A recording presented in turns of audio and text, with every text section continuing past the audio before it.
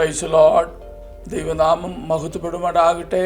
Joyce T V എന്ന ഈ testimony ചാനലിലൂടെ ഞങ്ങളെ ശ്രദ്ധിക്കുന്ന എല്ലാ പ്രിയപ്പെട്ട ദൈവമക്കൾക്കും യേശു ക്രിസ്തുവിൻ്റെ ധന്യനാമത്തിലുള്ള സ്നേഹവും വന്ദനവും അറിയിക്കട്ടെ.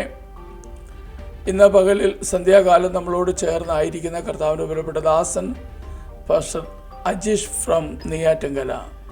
യേശു ക്രിസ്തുവിൻ്റെ നാമത്തിൽ ജോയ്സ് ടി വിയിലേക്ക് ഞങ്ങൾ ഹാർദമായി സ്വാഗതം ചെയ്യുന്നു. പ്രൈസ് ലോർഡ് പാസ്റ്ററേ. Praise lord pastor. Praise lord. എന്തൊക്കെയുണ്ട്? സന്തോഷമായിരിക്കുന്നു? സന്തോഷം, സുഖമായിരിക്കുന്നു. കർത്താവിന്റെ കൃപയാൽ പരിശുദ്ധാത്മാവ് വഴി നടക്കുന്നു. ശുശ്രൂഷകളൊക്കെ എങ്ങനെ പോകുന്നു? അനുഗ്രഹമായിട്ട് പോകുന്നു.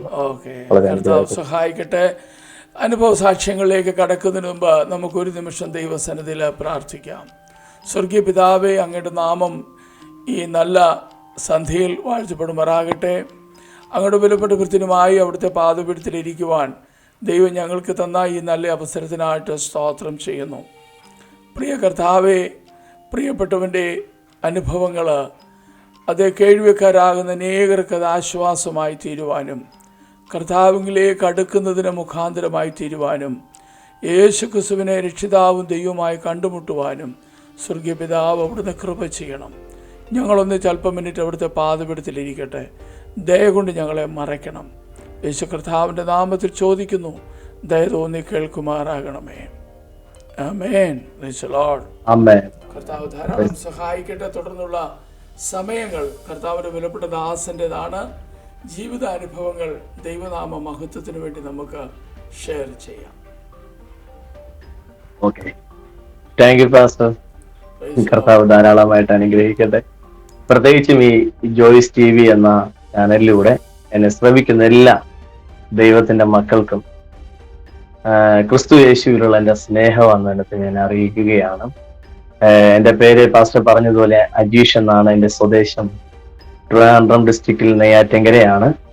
കർത്താവിന്റെ കൃപയാൽ ഇന്നയോളം നടത്തി കർത്താവിന്റെ മഹത്വം കണ്ട അല്ലെങ്കിൽ ഒരു മഹിമ കണ്ട സാക്ഷിയാക്കി എന്നെയും പരിശുദ്ധാത്മാവ് നിർത്തിയിരിക്കുന്നതിനെ ഓർത്ത് ഞാൻ എൻ്റെ കർത്താവിനെ സ്തുതിക്കുകയാണ്. ഞാൻ എൻ്റെ കർത്താവിനെ സ്തോത്രം ചെയ്യുന്നു. പ്രത്യേകിച്ചും എൻ്റെ സാക്ഷ്യം എവിടെ നിന്ന് ആരംഭിക്കണമെന്നാണ് ഞാൻ ആലോചിക്കുന്നത്. സാക്ഷ്യങ്ങളിലൂടെയാണ് പരിശുദ്ധാത്മാവ് എന്നെ ഇതുവരേക്ക് നടത്തിയത്. കർത്താവിനെ അറിയാതിരുന്ന കാലത്തും ആ കർത്താവ് എന്നെ തേടി വന്നു. ആ കർത്താവിന്റെ കൃപ എൻ്റെ മേൽ പകർന്നതിനെ ഓർത്ത് ഞാൻ എൻ്റെ ദൈവത്തെ സ്തുതിക്കുന്നു. ഞാൻ കൃപയാൽ അതിനെ ഒരു കഴിയുമെങ്കിൽ ഒരു സൈഡിൽ നിന്ന് പറഞ്ഞു വരാൻ ദൈവകൃപയിൽ ഞാൻ ശരണപ്പെടുകയാണ്. ഇപ്പോൾ എനിക്ക് കുടുംബമുണ്ട്. വൈഫിന്റെ പേര് ദീപ്തി എന്നാണ്. 2 തലമുറകളെ പരിശുദ്ധാത്മാവ് കൃപയാൽ നമുക്ക് ദാനമായി നൽകി. മൂത്തയാളുടെ പേര് ഫെബിയ, മോളാണ്. രണ്ടാമത്തെ ആളുടെ പേര് ഫെബിൻ, മോനാണ്. മൂത്തയാൾക്ക് 4 വയസ്സ് കഴിയുന്നു. രണ്ടാമത്തെ മകന് 1 വയസ്സ് കഴിയുന്നു. വളരെ അനുഗ്രഹിക്കപ്പെട്ട കുടുംബജീവിതം, തലമുറകൾ, സന്തോഷമെല്ലാം കർത്താവ് ഈ കാലഘട്ടങ്ങളിൽ നൽകിക്കൊണ്ടിരിക്കുന്നതിന് ഓർത്ത് എന്റെ ദൈവത്തെ സ്തുതിക്കുന്നു. ഇങ്ങനെ ഒരു കുടുംബം കിട്ടുമെന്നോ ഇങ്ങനെ ഒരു ജീവിതം ഉണ്ടാകുമെന്നൊന്നും ഒരിക്കലും പ്രതീക്ഷിച്ചതല്ല ഒരു കാലഘട്ടത്തിൽ. പക്ഷെ ഇന്ന് തിരിഞ്ഞു നോക്കുമ്പോൾ എല്ലാം കൃപ എന്നല്ലാതെ വേറൊന്നും പറയാനില്ല. ഹല്ലേലൂയ. ആമേൻ. എന്റെ ബാല്യകാലം മുതൽ നോക്കിയാൽ വളരെ പാവപ്പെട്ട ഒരു കുടുംബത്തിനകത്ത് ജനിച്ച് വളർത്തപ്പെട്ട ഒരു മകനാണ്. എനിക്കൊരു ജ്യേഷ്ഠനുണ്ട്. അമ്മ അച്ഛൻ രണ്ടുപേരും കൂലിപ്പണിക്കാരാണ്. നമ്മൾ ആരംഭ കാലഘട്ടങ്ങളൊക്കെ നോക്കിയാൽ വാടക വീട്ടിലായിരുന്നു നമ്മുടെ താമസം. കയറി കിടക്കാൻ ഒരു വീടില്ലായിരുന്നു. സ്വന്തമായിട്ട് വസ്തുവില്ലാത്ത സാഹചര്യങ്ങളായിരുന്നു. പക്ഷെ കൃപയാൽ കാലഘട്ടങ്ങൾ മുൻപോട്ട് പോയപ്പോൾ അനുഗ്രഹിക്കപ്പെട്ട ഭവനം, വസ്തുവൊക്കെ കർത്താവ് നൽകി തരുവാൻ ഇടയായി തീർന്നു. അമ്മ നമ്മുടെ കൊച്ചുനാൾ മുതൽ അമ്മ ചുള്ളയിലൊക്കെ, നമ്മുടെ നാട്ടിൻപുറത്ത് ചുള്ള എന്നൊക്കെ പറയും, കല്ലിഷ്ടിക ചുട്ടെടുക്കുന്ന സ്ഥലം, ചുള്ളയിലൊക്കെ കല്ല് വരാൻ പോകുമായിരുന്നു. അച്ഛൻ ഒരു പെയിന്ററാണ്. അപ്പൊ നമ്മുടെ കുട്ടിക്കാലമൊക്കെ വാടക വീട്ടിലായിരുന്നത് കൊണ്ട് അങ്ങനെ മുൻപോട്ട് പോകുന്ന കാലഘട്ടം. നമ്മളൊരു പാരമ്പര്യ CSI സഭയിലെ അംഗങ്ങളായിരുന്നു. ഞാനും എൻ്റെ അമ്മയും ജ്യേഷ്ഠനും ഒക്കെ. അച്ഛൻ മുൻപ് ചർച്ചിൽ വരത്തില്ലായിരുന്നു.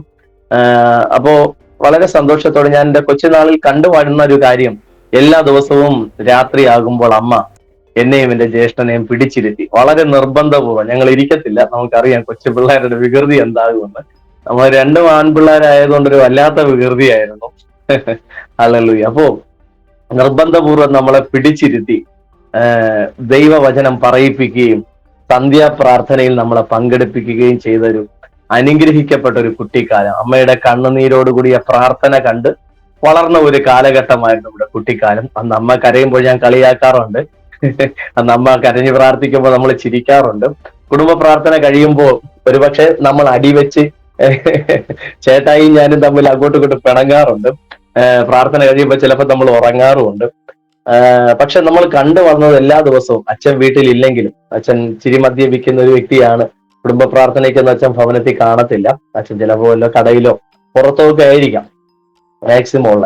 പക്ഷെ ആ കാലഘട്ടത്തിൽ അമ്മ നമ്മളെ ഒരു ദൈവകൃപയിൽ വളർത്താൻ പരിശ്രമിച്ചു എന്ന് വേണമെങ്കിൽ പറയാം.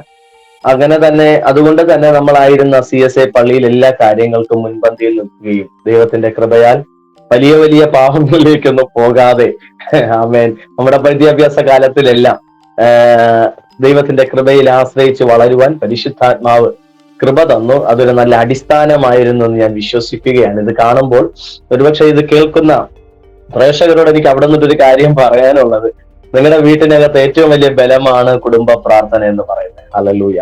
അതിനെ ജയിക്കാൻ ഇനി വേറൊരു പ്രാർത്ഥനയില്ല. നിങ്ങളുടെ വീട്ടിൽ എത്ര പേരുണ്ടോ? 4 പേരാണോ? 3 പേരാണോ? ഇനി മക്കളില്ലേ? ഭാര്യ ഭർത്താവ് മാത്രമേ ഉള്ളൂ. യഥാർത്ഥത്തിൽ ഈ കുടുംബ പ്രാർത്ഥനയ്ക്ക് തൊട്ടു മുമ്പാണ് വീട്ടിനകത്ത് പിണക്കങ്ങൾ, ബുദ്ധിമുട്ടുകൾ, പരസ്പര ധാരണയില്ലാത്ത സംസാരങ്ങളൊക്കെ ഉണ്ടാകുന്നത്. അതൊക്കെ ഒരു വലിയ തന്ത്രമാണെന്ന് ഈ കാലഘട്ടത്തിൽ ഞാൻ വിശ്വസിക്കുകയാണ്. കാരണം കുടുംബ പ്രാർത്ഥനയെ ജയിക്കാൻ ഈ ലോകത്തിൽ മറ്റൊരു പ്രാർത്ഥനയില്ലെന്ന് ഞാൻ വിശ്വസിക്കുന്നു. ആമേൻ. 2 പേർ ഒരുമിച്ച് കൂടി, അല്ലെങ്കിൽ മുപ്പിരിച്ചരുടെ അറ്റു പോകത്തില്ല എന്ന് പറയുന്നത് പോലെ, ആമേൻ, ഐക്യമധ്യപ്പെടുന്നിടത്ത് മൂന്നാമനായി ഇറങ്ങി വരുന്ന ഒരു ദൈവമുണ്ട്. അപ്പോൾ അങ്ങനെ ഒരു കുട്ടിക്കാലം അവൻ എന്റെ ജീവിതത്തിനകത്ത് ഉണ്ടായിരുന്നു. ഞാൻ വിശ്വസിക്കുന്നു, ഞാൻ ഇവിടെ ഇരിക്കുന്നതിന്റെ പിന്നിൽ ഭയങ്കര പ്രാർത്ഥനയുടെ ശക്തിയാണ്.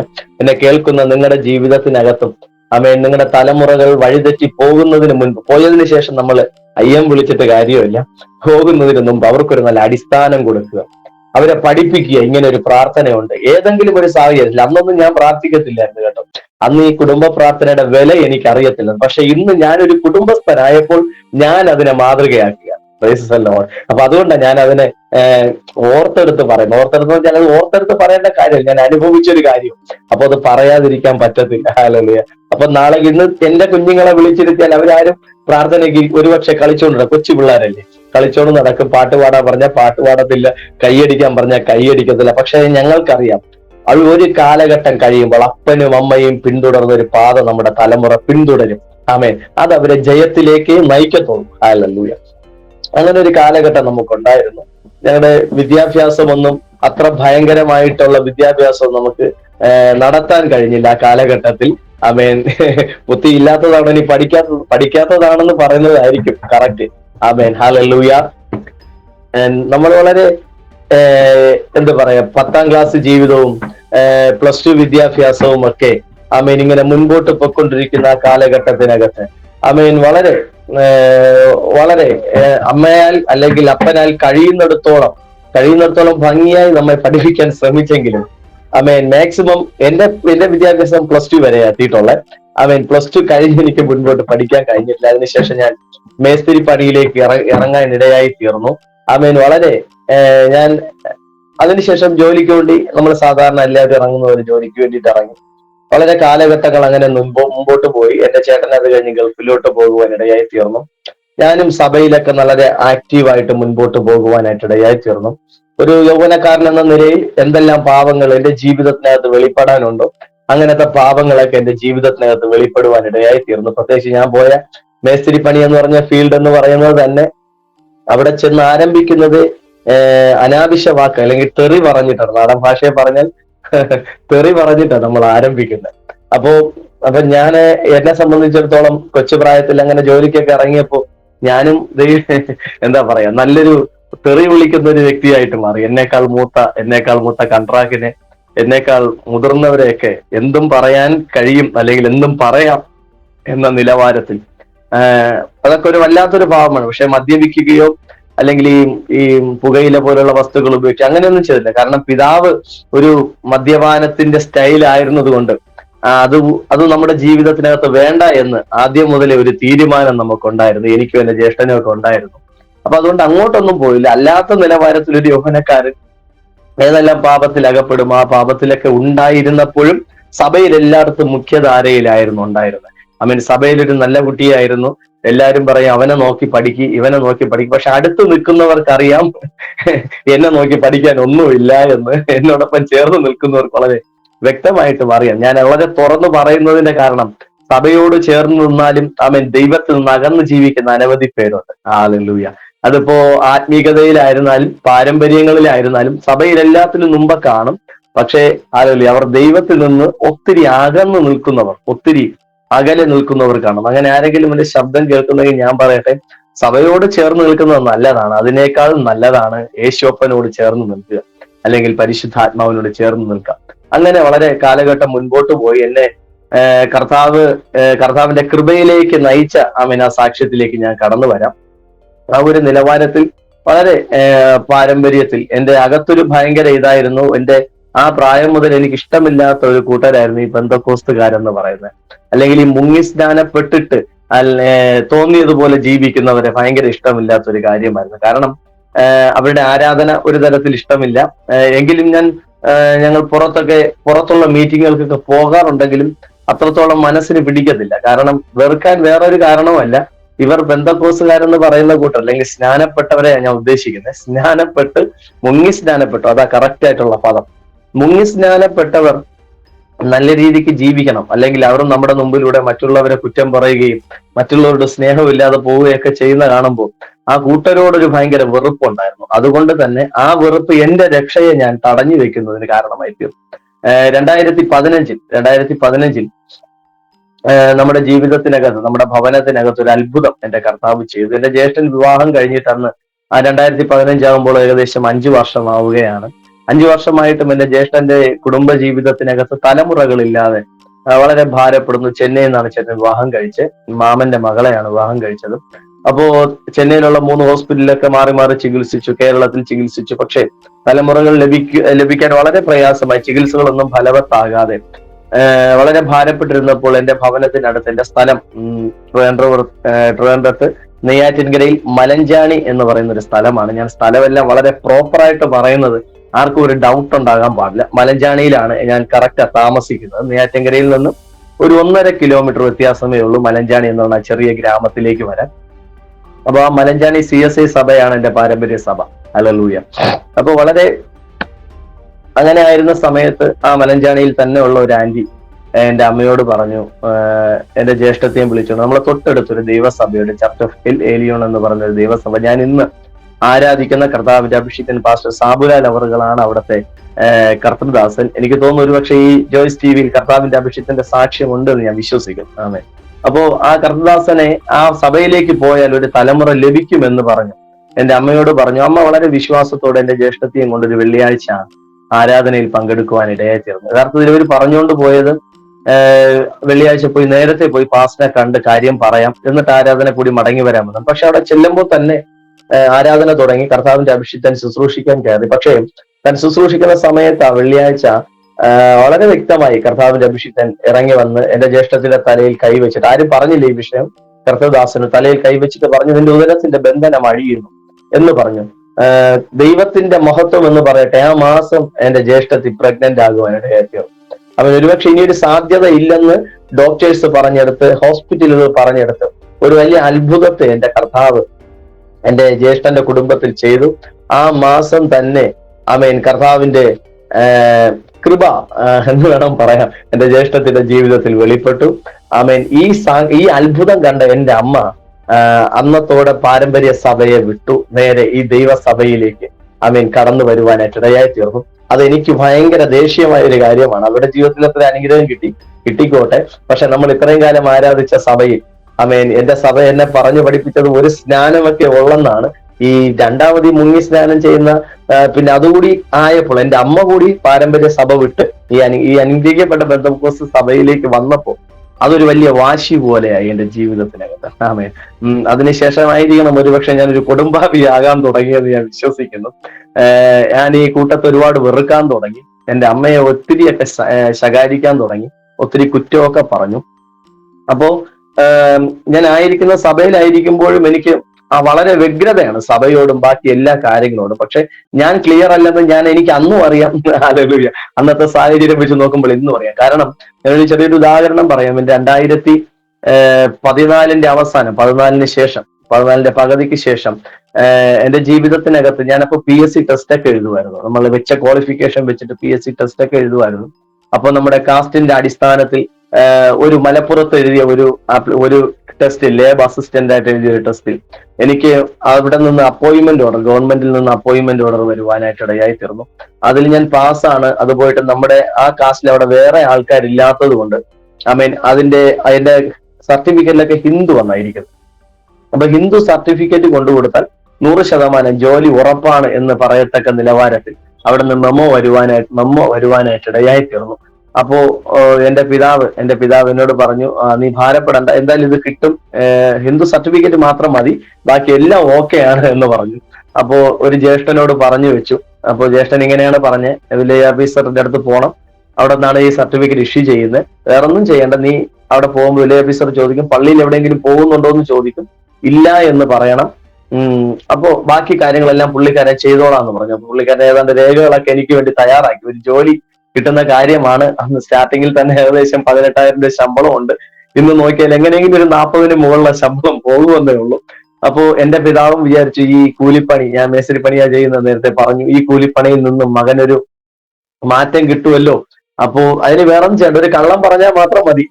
അപ്പൊ ഞാനിത് എന്തുകൊണ്ട് പറയുന്നു എന്ന് ചോദിച്ചാൽ, ഒരു കാലഘട്ടത്തിൽ ആയിരുന്ന പാരമ്പര്യത്തെ അത് നിസ്സാരമല്ലായിരുന്നു, എന്റെ ഉള്ളിൽ ഉറച്ചുപോയ ക്രിസ്തു എന്ന് അവനൊന്ന് ഓർമ്മപ്പെടുത്താൻ വേണ്ടിയിട്ടാണ്. അപ്പോ ഇതൊക്കെ ചെയ്യുമ്പോഴും അപ്പൊ ഓക്കെ പറഞ്ഞു. അച്ഛൻ പോയി. പിറ്റേ ദിവസം രാവിലെ ഞാൻ സഹോദരന്റെ അടുക്കലേക്ക് പോവുകയാണ്. എനിക്ക് രാത്രി കിടന്ന് തുറക്കമില്ല തലേ ദിവസം. യേശുവിനെ തള്ളി പറയണമല്ലോ ഒരു ജോലിക്ക് വേണ്ടിയിട്ട് എന്ന് പറഞ്ഞു. പക്ഷെ തള്ളി പറഞ്ഞാൽ കിട്ടുന്നത് നല്ലൊരു സൗഭാഗ്യമാണ്, ഒരു ഗവൺമെന്റ് ജോലി. ഒത്തിരി പേര് ആഗ്രഹിക്കുന്നതാണ്, കൊതിക്കുന്നതാണ്, അതിനുവേണ്ടി ഒത്തിരി പേർ കഷ്ടപ്പെടുന്നുണ്ട്. അപ്പൊ അതൊരു ലക്കാണ്. അപ്പൊ എനിക്ക് ഇത് വന്ന കാര്യം എന്റെ കൂടെ ജോലി ചെയ്യുന്ന എല്ലാവർക്കും അറിയാം ഈ ലെറ്റർ വന്ന കാര്യം. എന്തായാലും ഞാൻ ചേട്ടന്റെ അടുത്ത് പോയിട്ട് പറഞ്ഞു, ചേട്ടാ എനിക്ക് യേശുവിനെ തള്ളി പറയാൻ എന്തായാലും പറ്റത്തില്ല, ഞാൻ അവിടെ വന്നാലും ഞാൻ പള്ളിയിൽ പോകുന്നു എന്ന് ചോദിച്ചാൽ പോകുന്നെന്ന് പറയും എന്ന് പറഞ്ഞു. അപ്പൊ പുള്ളിക്കാരനും എന്റെ അടുത്ത് ഒത്തിരി വഴക്കൊക്കെ പറഞ്ഞു, ജോലിയാണ്, നിന്റെ ഭാവിയാണെന്നൊക്കെ പറഞ്ഞു. ഞാൻ പറഞ്ഞു എനിക്ക് പറ്റുന്നില്ല, അതുകൊണ്ടാണ് യേശുവിനെ തള്ളി പറയാൻ പറ്റുന്നില്ല എന്ന് പറഞ്ഞു. അച്ഛൻ വൈകുന്നേരം അറിഞ്ഞു, പപ്പ വൈകുന്നേരം അറിഞ്ഞു, വീട്ടിൽ വന്നു. മദ്യപിച്ചുകൊണ്ട് ഒത്തിരി പ്രശ്നമായി. ഒത്തിരി ഇനി പറയാൻ പാടില്ലാത്ത കാര്യമൊക്കെ പറഞ്ഞു. കാരണം ഞാൻ നഷ്ടപ്പെടുത്തി കളഞ്ഞത് ഒരു സാധാരണ കാര്യമല്ലെന്ന് എനിക്ക് വളരെ വ്യക്തമായിട്ട് അറിയാം. എന്റെ പിതാവിന് അതിനേക്കാൾ വ്യക്തമായിട്ടും അറിയാമെന്നുള്ളത് കൊണ്ട്, സ്നേഹം കൊണ്ട്. പക്ഷെ അന്നത്തെ രാത്രി എനിക്ക് ഉറങ്ങാൻ കഴിഞ്ഞില്ല. വളരെ ഭാരത്തോടെ എന്റെ റൂമിൽ ഞാൻ അങ്ങോട്ടും ഇങ്ങോട്ടും ഒക്കെ നടക്കാൻ തുടങ്ങി.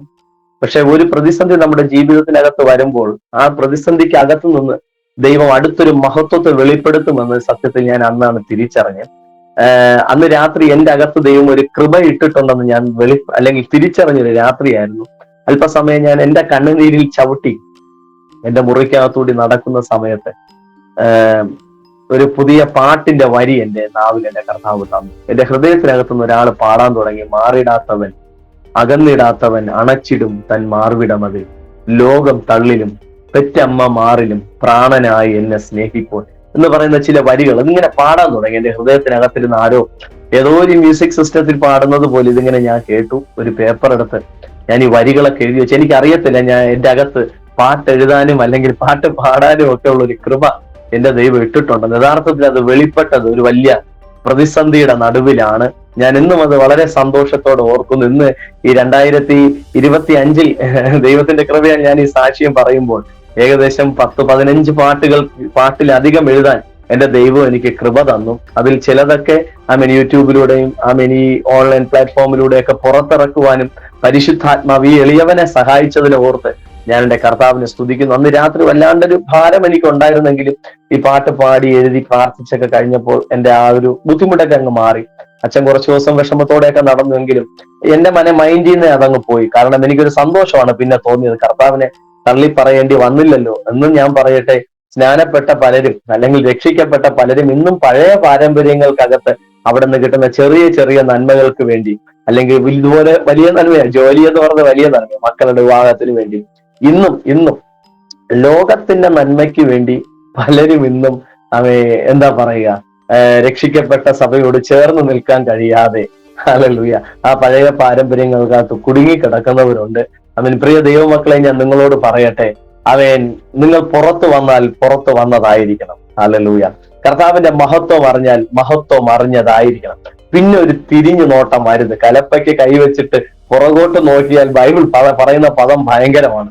ആമേൻ. അപ്പോ ലോകത്തിന്റെ നന്മയും വേണം, ദൈവത്തിന്റെ നന്മയും വേണമെന്ന് ചോദിച്ചാൽ ഞാൻ വിശ്വസിക്കുന്നു അവര് തോൽവിയുടെ ജീവിതമായിരിക്കും. ആമേൻ. ദൈവത്തോട് ചേർന്ന് നിൽക്കുക. അപ്പോ ആ കാലഘട്ടം കഴിഞ്ഞു. ഞാൻ എന്റെ 2015 വന്നാൽ ആമേൻ, എന്റെ ജ്യേഷ്ഠത്തി പ്രഗ്നന്റ് ആകുവാൻ ഇടയായി തീർന്നു. കുടുംബത്തിലൊക്കെ വളരെ സന്തോഷമായി. എന്റെ അമ്മ ദൈവസഭയിൽ പോയി ആരാധിക്കാൻ തുടങ്ങി. ഒരു 2-3 മാസമൊക്കെ ആയി. അവിടുത്തെ ദേവദാസനെ അന്നും ഞാൻ നേരിട്ട് കണ്ടിട്ടില്ല. ദേവസഭ 1 കിലോമീറ്റർ അടുത്തേ ഉള്ളൂ. പക്ഷെ ഞാൻ ദേവദാസനെ നേരിട്ട് കാണുകയോ സംസാരിക്കുകയോ ഒന്നും ചെയ്തില്ല. കർത്താവിന്റെ അഭിഷേകം വീട്ടിലൊക്കെ വരുമ്പോൾ നമ്മൾ ജോലിക്കായിരിക്കും പോയിരിക്കുന്നത്. അപ്പോ അതങ്ങനെ മുൻപോട്ട് പോയി. ആ 2015 അവസാന മാസങ്ങളിലേക്ക് എത്തുമ്പോൾ എന്റെ ഭവനത്തിന് അടുത്തുള്ള ഒരു ദേവദാസൻ, താനും ഒരു സുവിശേഷകനാണ്, ഒരു സഭയോട് ചേർന്ന് നിൽക്കുന്ന, തനിക്കൊരു ജോലിയുണ്ട്. തന്റെ പേര് രാജേഷ് എന്നാണ്. താൻ എന്റെ അടുത്തേക്ക് കടന്നു വന്നിട്ട് പറഞ്ഞു, നേരത്തെ നമ്മുടെ സഭയിൽ പാരമ്പര്യ CSI സഭയിൽ ഉണ്ടായിരുന്ന ദേവദാസനാണ്, രക്ഷിക്കപ്പെട്ട് താൻ ഇന്ന് കർത്താവിന്റെ വേലയിലായിരിക്കും. അപ്പോ ജോലിയോടനുബന്ധിച്ച് വേലയിലായിരിക്കും. അപ്പോ എന്നോടൊന്ന് പറഞ്ഞ, അജീഷേ, നീ ഇങ്ങനെ പോയാൽ പറ്റത്തില്ല, നീ രക്ഷിക്കപ്പെടണം, നീ സ്നാനപ്പെടണം എന്ന് പറഞ്ഞു. ഹല്ലേലൂയ. വളരെ എന്റെ ജീവിതത്തിനകത്ത് എനിക്കൊട്ടും അംഗീകരിക്കാൻ കഴിയാത്ത ചില പദങ്ങളായിരുന്നു കർത്താവിന്റെ അഭിഷിക്തൻ എന്നോട് പറഞ്ഞ്, നീ രക്ഷിക്കപ്പെടണമെന്നും അല്ലെങ്കിൽ നീ സ്നാനപ്പെടണമെന്നും പറഞ്ഞ്. ഹല്ലേലൂയ. അപ്പോ ഞാൻ ആ ദൈവത്തിന്റെ ദാസനോട് തർക്കിക്കാൻ തുടങ്ങി. കാരണം എന്നെ സഭ പറഞ്ഞു പഠിപ്പിച്ചത് ഒരു സ്നാനമേ ഉള്ളൂ എന്നാണ്. അത് ഒരിക്കൽ എടുത്താൽ മതി, അത് തളിപ്പീര് സ്നാനമാണ്. ഈ മുങ്ങി സ്നാനം നടത്തുന്നതൊക്കെ സാത്താന്റെ മക്കളെന്നും അല്ലെങ്കിൽ അവർ ദൈവത്തിന് വിരോധമായി സ്നാനം നടത്തുന്നെന്നും, 2 സ്നാനം എടുക്കുന്നവരൊക്കെ സ്വർഗത്തിൽ പോകുകയും ചെയ്യും എന്നൊക്കെയാണ് എന്റെ സഭയും അവിടെ വന്ന പുരോഹിതന്മാരും ഒക്കെ പറഞ്ഞു പഠിപ്പിച്ചിട്ടുള്ളത്. സത്യത്തിൽ ഈ ദൈവത്തിന്റെ ദാസൻ എന്റെ അടുക്കൽ ഒന്ന് സ്നാനത്തെ പറ്റി പറഞ്ഞു. ഞാൻ ഒത്തിരി സ്നാനത്തെ കുറിച്ച് തർക്കിച്ചു. ആ കാലഘട്ടങ്ങളിൽ ഞാൻ ബൈബിൾ വായിക്കും, രാത്രികളിൽ പ്രാർത്ഥിക്കാറുണ്ട്. അപ്പോ ഞാൻ ഒത്തിരി തർക്കിച്ചു. അപ്പൊ പുള്ളിക്കാരനും എന്നോട് തിരിച്ച് വചനം വെച്ചൊക്കെ പറഞ്ഞു. പക്ഷെ അന്ന് രാത്രി മുതൽ ഈ കർത്താവിന്റെ അഭിഷിക്തനോട് തർക്കിക്കാൻ വേണ്ടി മാത്രം ഞാൻ രാത്രികളിൽ ആമേൻ ജോലിക്ക് പോയിട്ട് വന്ന് എന്ത് പറയുക, രാത്രി 10 മണിക്കൊക്കെ ശേഷം കിടക്കാൻ കയറിയാൽ ഒരു 11 മണി 12 മണി ഉറങ്ങത്തില്ല. രാത്രി 2 മണി വരെയൊക്കെ ബൈബിൾ വായിച്ച ചരിത്രം എന്റെ ജീവിതത്തിനകത്തുണ്ടായിരുന്നു. വേറൊന്നിനും വേണ്ടിയിട്ടല്ല, മുങ്ങി സ്നാനം തെറ്റാണെന്ന് തെളിയിക്കണം. അത് തെളിയിക്കാൻ വേണ്ടി രാത്രികളെ ഞാൻ പകലാക്കി ബൈബിൾ വായിക്കാൻ തുടങ്ങി. ബൈബിളിനകത്തുനിന്ന് മുട്ടാത്തർക്കം, ക്വസ്റ്റ്യങ്ങൾ, നമ്മൾ സാധാരണ ഒത്തിരി ചോദ്യങ്ങളുണ്ട്. അല്ലെങ്കിൽ സ്നാനപ്പെട്ടെങ്കിൽ ക്രൂശി കിടന്ന കള്ളൻ സ്നാനപ്പെട്ടു, ഇതൊക്കെയാണ് പണ്ടത്തെ നമ്മുടെ ഡയലോഗുകൾ. ക്രൂശി കിടന്ന കള്ളൻ എപ്പോഴാണ് സ്നാനപ്പെട്ടെ, അവന് സ്വർഗം കിട്ടിയില്ലേ എന്നൊക്കെ തുടങ്ങി ഒരുപാട് തർക്ക വിഷയമായ കാര്യങ്ങൾ. പക്ഷെ ഞാൻ അതിൽ നിന്നൊക്കെ വ്യത്യസ്തമായിട്ട് ഈ കർത്താവിന്റെ അഭിഷേകത്തിനോട് തർക്കിക്കാൻ തുടങ്ങി. ഇത് തെറ്റാണെന്നും എന്റെ സഭയുടെ സ്നാനമാണ് ശരിയെന്നൊക്കെ പറയാൻ തുടങ്ങി. അങ്ങനെ തെളിയിക്കാൻ വേണ്ടിയിട്ട് ഞാൻ ബൈബിള് വായിച്ചു.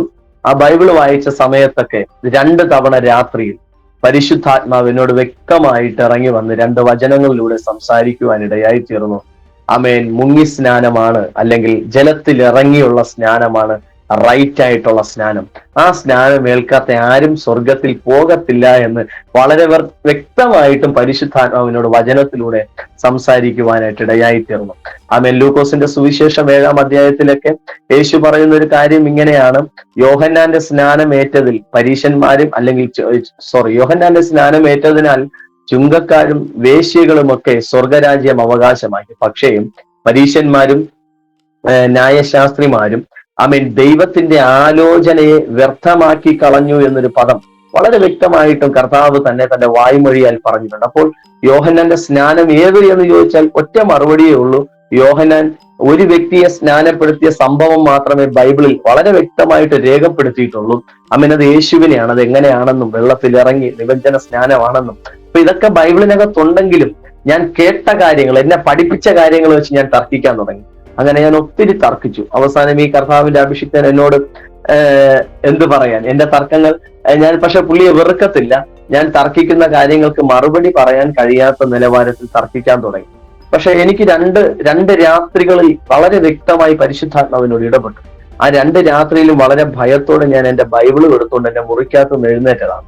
വേറൊന്നിനും വേണ്ടിയിട്ടല്ല. എനിക്ക് പിന്നെ ഭയങ്കര ലജ്ജയായിപ്പോ. അതായത് ഞാൻ സ്നാനപ്പെട്ടാൽ ഞാനായിരിക്കുന്ന പാരമ്പര്യ സഭ കഴിഞ്ഞ് വേണം എന്റെ ഭവനത്തിലേക്ക് പോകാൻ. അവിടെ ഏകദേശം ഒരു 100-600 അല്ലെങ്കിൽ മാക്സിമം അങ്ങോട്ടൊക്കെ നോക്കിയാൽ ഒരു 100-200 ആളുകൾക്കകത്തേ ഉള്ളൂ. അപ്പൊ ഞാൻ സ്നാനപ്പെട്ട എന്റെ സഭയെ അറിയും, എന്റെ കൂട്ടുകാരറിയും, അവരൊക്കെ എന്നെ കളിയാക്കും, ഞാൻ ഒറ്റപ്പെടും, നിന്ന കേൾക്കേണ്ടി വരും. ഇത് സത്യമാണെന്ന് ഞാൻ അറിയുകയും ചെയ്തു. പക്ഷെ ഞാനൊരു തീരുമാനം എടുത്തു, എന്തായാലും എനിക്ക് സ്നാനപ്പെടണം. പക്ഷെ ആരും അറിയാതെ ഞാൻ ഒറ്റയ്ക്ക് രാത്രി നമ്മുടെ ഭവനത്തിന് അടുത്തുകൂടി നെയ്യാർ ഒഴുകുന്നുണ്ട്, നെയ്യാറ്. രാത്രി ആറ്റിൽ പോയി ഒരു ദിവസം രാത്രി 12:30 കഴിയുന്ന സമയത്താണ്, 12:30 1 മണിക്ക് ഇടയ്ക്കാണ് ഒരു വചന വെളിപ്പാട് ലഭിക്കുന്നത്. അപ്പോൾ ഞാൻ അന്ന് ബൈബിളും കൊണ്ട് എണീറ്റു. ഞാൻ ഇന്ന് പോയി സ്നാനപ്പെടും, ഒറ്റയ്ക്ക് പോയി മുങ്ങും, പിതാവിന്റെയും പുത്രന്റെയും പരിശുദ്ധാത്മാവിന്റെ നാമം പറഞ്ഞ് ഒറ്റയ്ക്ക് മുങ്ങിപ്പൊങ്ങും, എനിക്ക് സ്വർഗം കിട്ടും, ആരും അറിയത്തില്ല. എന്നിട്ട് ഞാൻ രഹസ്യമായിട്ട് ഈ മലഞ്ചണി സഭയിൽ തന്നെ പോയി, അല്ലെങ്കിൽ CSI സഭയിൽ തന്നെ പോയി എന്റെ ജീവിതം മുൻപോട്ട് നയിക്കും. പക്ഷെ അല്പസമയം കഴിഞ്ഞപ്പോൾ ആ തീരുമാനം അങ്ങ് മാറി, കിടന്നുറങ്ങി. അതുപോലെ 2 മണി സമയത്ത് രാത്രി ബൈബിൾ വായിച്ചപ്പോഴും മറ്റൊരു വചനം പ്രകാശിപ്പിക്കപ്പെട്ടപ്പോൾ ഞാൻ ഇതുപോലെ ബൈബിൾ ഓർത്തുകൊണ്ട് എഴുന്നേറ്റാണ്, എനിക്ക് സ്നാനപ്പെടണം.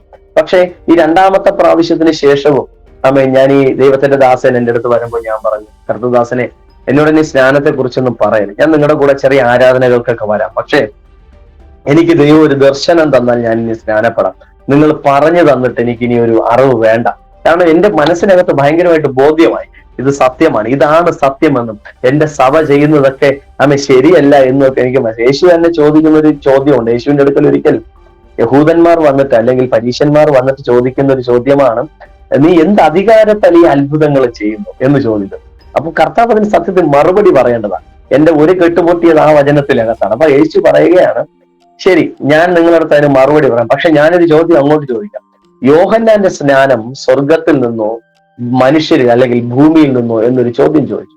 സത്യത്തിൽ അവരാരും അതിന് ഉത്തരം പറഞ്ഞില്ല. അതിന്റെ കാരണം ബൈബിൾ പറയുന്നുണ്ട്. സ്വർഗത്തിൽ നിന്നെന്ന് പറഞ്ഞാൽ യോഹന്നാൻ ഇവരാരും അംഗീകരിച്ചില്ല. അത് എന്ത് എന്ന് യേശു അടുത്ത് ചോദിക്കും.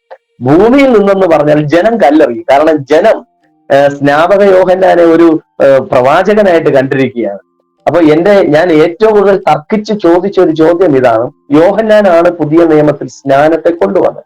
അങ്ങനെയെങ്കിൽ യോഹന്നാനെ സ്നാനപ്പെടുത്തിയത് ആര്? ഇതായിരുന്നു എന്റെ മെയിൻ ചോദ്യം. ഇതാരും ചോദിക്കാത്തൊരു ചോദ്യമാണ്. ചിലപ്പോ യോഹന്നാൻ ആരാ സ്നാനപ്പെടുത്തിയത്? അയാളെ കാണിച്ചു തന്നാൽ ഞാൻ ഈ സ്നാനം എടുക്കാം. പക്ഷെ യേശു സ്നാനപ്പെട്ടത് കൺമുൻപിലുള്ളപ്പോഴും ഇതുപോലത്തെ മണ്ടൻ ചോദ്യം ചോദിക്കാൻ പക്ഷേ ആ ചോദ്യത്തിനാണ് ദൈവം മറുപടി പറഞ്ഞത്. അതിന്റെ അർത്ഥം വേറൊന്നുമല്ല, അതിലൊരു 2-3 ഉത്തരങ്ങൾ അതിനകത്തുണ്ട്. ഒന്ന്, മനുഷ്യരുടെ സ്നാനവും ഉണ്ട്, ദൈവത്തിന്റെ സ്നാനവും ഉണ്ട്. യേശു ഇത് പറയുമ്പോൾ സത്യത്തിൽ മനുഷ്യരുടെ സ്നാനമില്ല. പക്ഷെ ഈ 2025 മനുഷ്യരുടെ സ്നാനമുണ്ട്. അത് ഏതാണെന്ന് ചോദിച്ചാൽ ഒരു ഡൗട്ടും ഇല്ലാതെ ഞാൻ പറയാം, ബൈബിൾ കാണിക്കാത്ത സ്നാനം ഏതാണോ അതാണ് മനുഷ്യന്റെ സ്നാനം. ഹല്ലേലൂയ.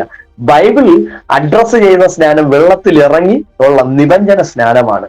അല്ലാതെ ഞാൻ എടുത്ത ആദ്യത്തെ സ്നാനം തളുപ്പ് സ്നാനമാണ്. അത് ബൈബിൾ ഒരിടത്തും പറഞ്ഞിട്ടില്ല. അങ്ങനെയെങ്കിൽ അത് മനുഷ്യരുടെ സ്നാനമാണ്. മനുഷ്യരുടെ സ്നാനം ഏറ്റ ആരും ഇത് കേൾക്കുന്ന ഒത്തിരി പേർ ഇത് കേൾക്കുന്നുണ്ട്.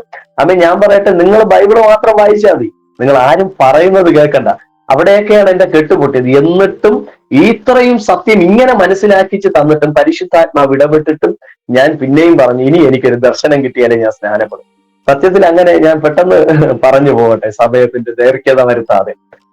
വളരെ ഞാൻ ഇത് മനസ്സിലാക്കിയ ശേഷം ഞാൻ ഈ കർത്തദാസനോട് ചില മീറ്റിങ്ങുകൾക്കൊക്കെ പോകാൻ തുടങ്ങി.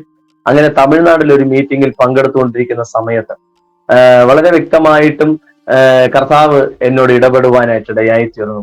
സത്യത്തിൽ ഞാൻ ചോദിച്ചതുപോലെ അല്ലെങ്കിൽ കുതിച്ചതുപോലെ സ്വർഗം എനിക്ക് അന്നൊരു ദർശനം തന്നു. അവിടുത്തെ ദൈവദാസൻ സത്യത്തിൽ അതൊരു പാസ്റ്റേഴ്സ് മീറ്റിംഗ് ആയിരുന്നു. യൂത്ത് മീറ്റിംഗ് എന്ന് പറഞ്ഞാണ് എന്നെയും അവിടെ കൊണ്ടുപോയവർക്കും അറിയത്തില്ല അത് പാസ്റ്റേഴ്സ് മീറ്റിംഗ് ആണെന്ന്. പക്ഷെ ഞാനും നമുക്ക് ചെറിയ CSIയോട് ബന്ധപ്പെട്ട് ചെറിയ മിനിസ്ട്രി ഒക്കെ അപ്പോൾ ഉണ്ടായിരുന്നു, ദസലയിൽ പ്രയർ ടീം എന്ന് പറഞ്ഞിട്ട്.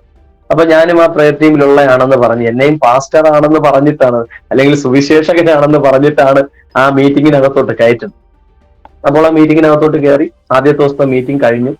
എന്നെ കൊണ്ടുപോയ എന്റെ കൂട്ടത്തിൽ 3 പേരുണ്ടായിരുന്നു. അവർ 3 പേരും വളഞ്ഞിരുന്നു. അവർക്ക് ഒറ്റ ലക്ഷ്യമുള്ളൂ, എന്നെ എങ്ങനെയെങ്കിലും സ്നാനപ്പെടുത്തണം. പക്ഷെ ഞാൻ ഏറെക്കുറെ സ്നാനപ്പെടാൻ തയ്യാറായിട്ട് നിൽക്കാം. പക്ഷെ മനുഷ്യന്റെ വാക്കിന് ഞാൻ പിടികൊടുത്തിട്ടില്ല.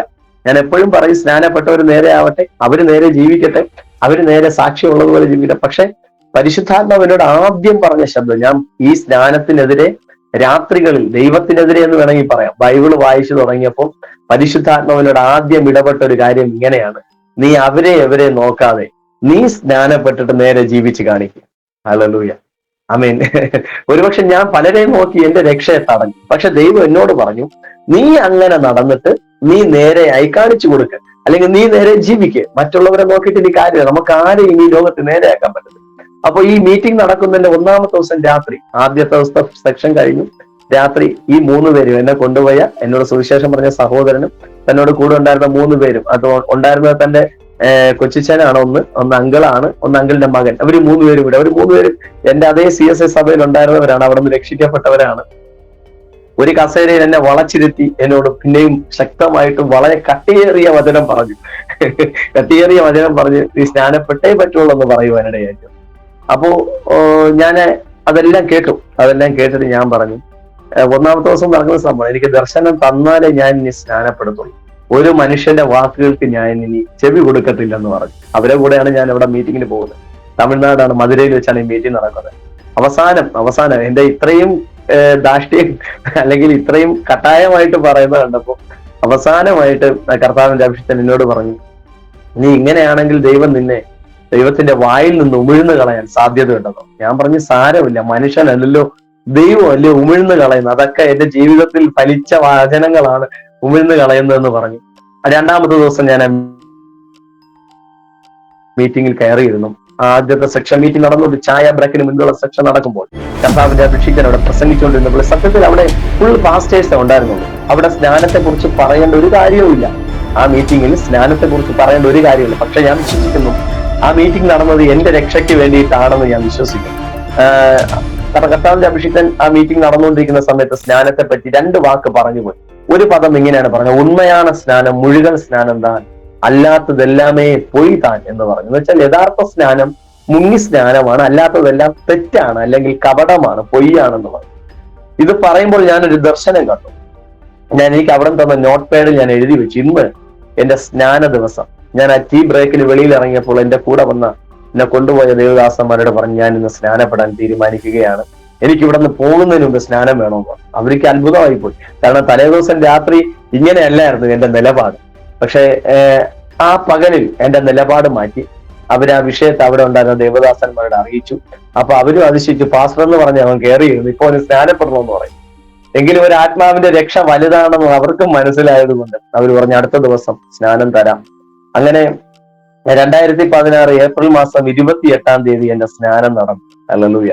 ഞാൻ കർത്താവിന്റെ മകനായിട്ട്, എന്റെ കർത്താവിന്റെ രക്ഷിതാവുമായിട്ട് ഞാൻ സ്വീകരിക്കുവാൻ ഇടയായി തീർന്നു. അന്നത്തെ മീറ്റിംഗ് അവിടെ വൈൻഡപ്പ് ചെയ്ത്, ഞാൻ വേഗത്തിൽ വരട്ടെ, അന്നത്തെ മീറ്റിംഗ് അവിടെ വൈൻഡപ്പ് കഴിഞ്ഞ് പിറ്റേ ദിവസം ഞാൻ ഞങ്ങളുടെ നാട്ടിലേക്ക് വരുവാനായിട്ട് ഇടയായി തീർന്നു. സത്യത്തിൽ തലേ ദിവസം ഒരു മിനിറ്റ്, കർത്തദാസന് ഓർപ്പിച്ചല്ലോ ഒരു ദർശനം കണ്ടെന്ന്. ആ ദർശനം ഒന്ന് വിവരിക്കാമോ നമ്മുടെ പ്രേക്ഷകർ? തീർച്ചയായിട്ടും. ഓക്കെ, തീർച്ചയായിട്ടും. ആ ദർശനം വേറൊന്നും അല്ലായിരുന്നു. ആ ദർശനം വളരെ ഭയപ്പെടുത്തുന്ന ഒരു ദർശനമായിരുന്നു. ആ ദർശനം കണ്ടപ്പോൾ എനിക്ക് മനസ്സിലായി, ഇനി എനിക്ക് മുമ്പോട്ട് വലിയ ജീവിതമില്ല എന്ന് മനസ്സിലായി. ഹല്ലേലൂയ.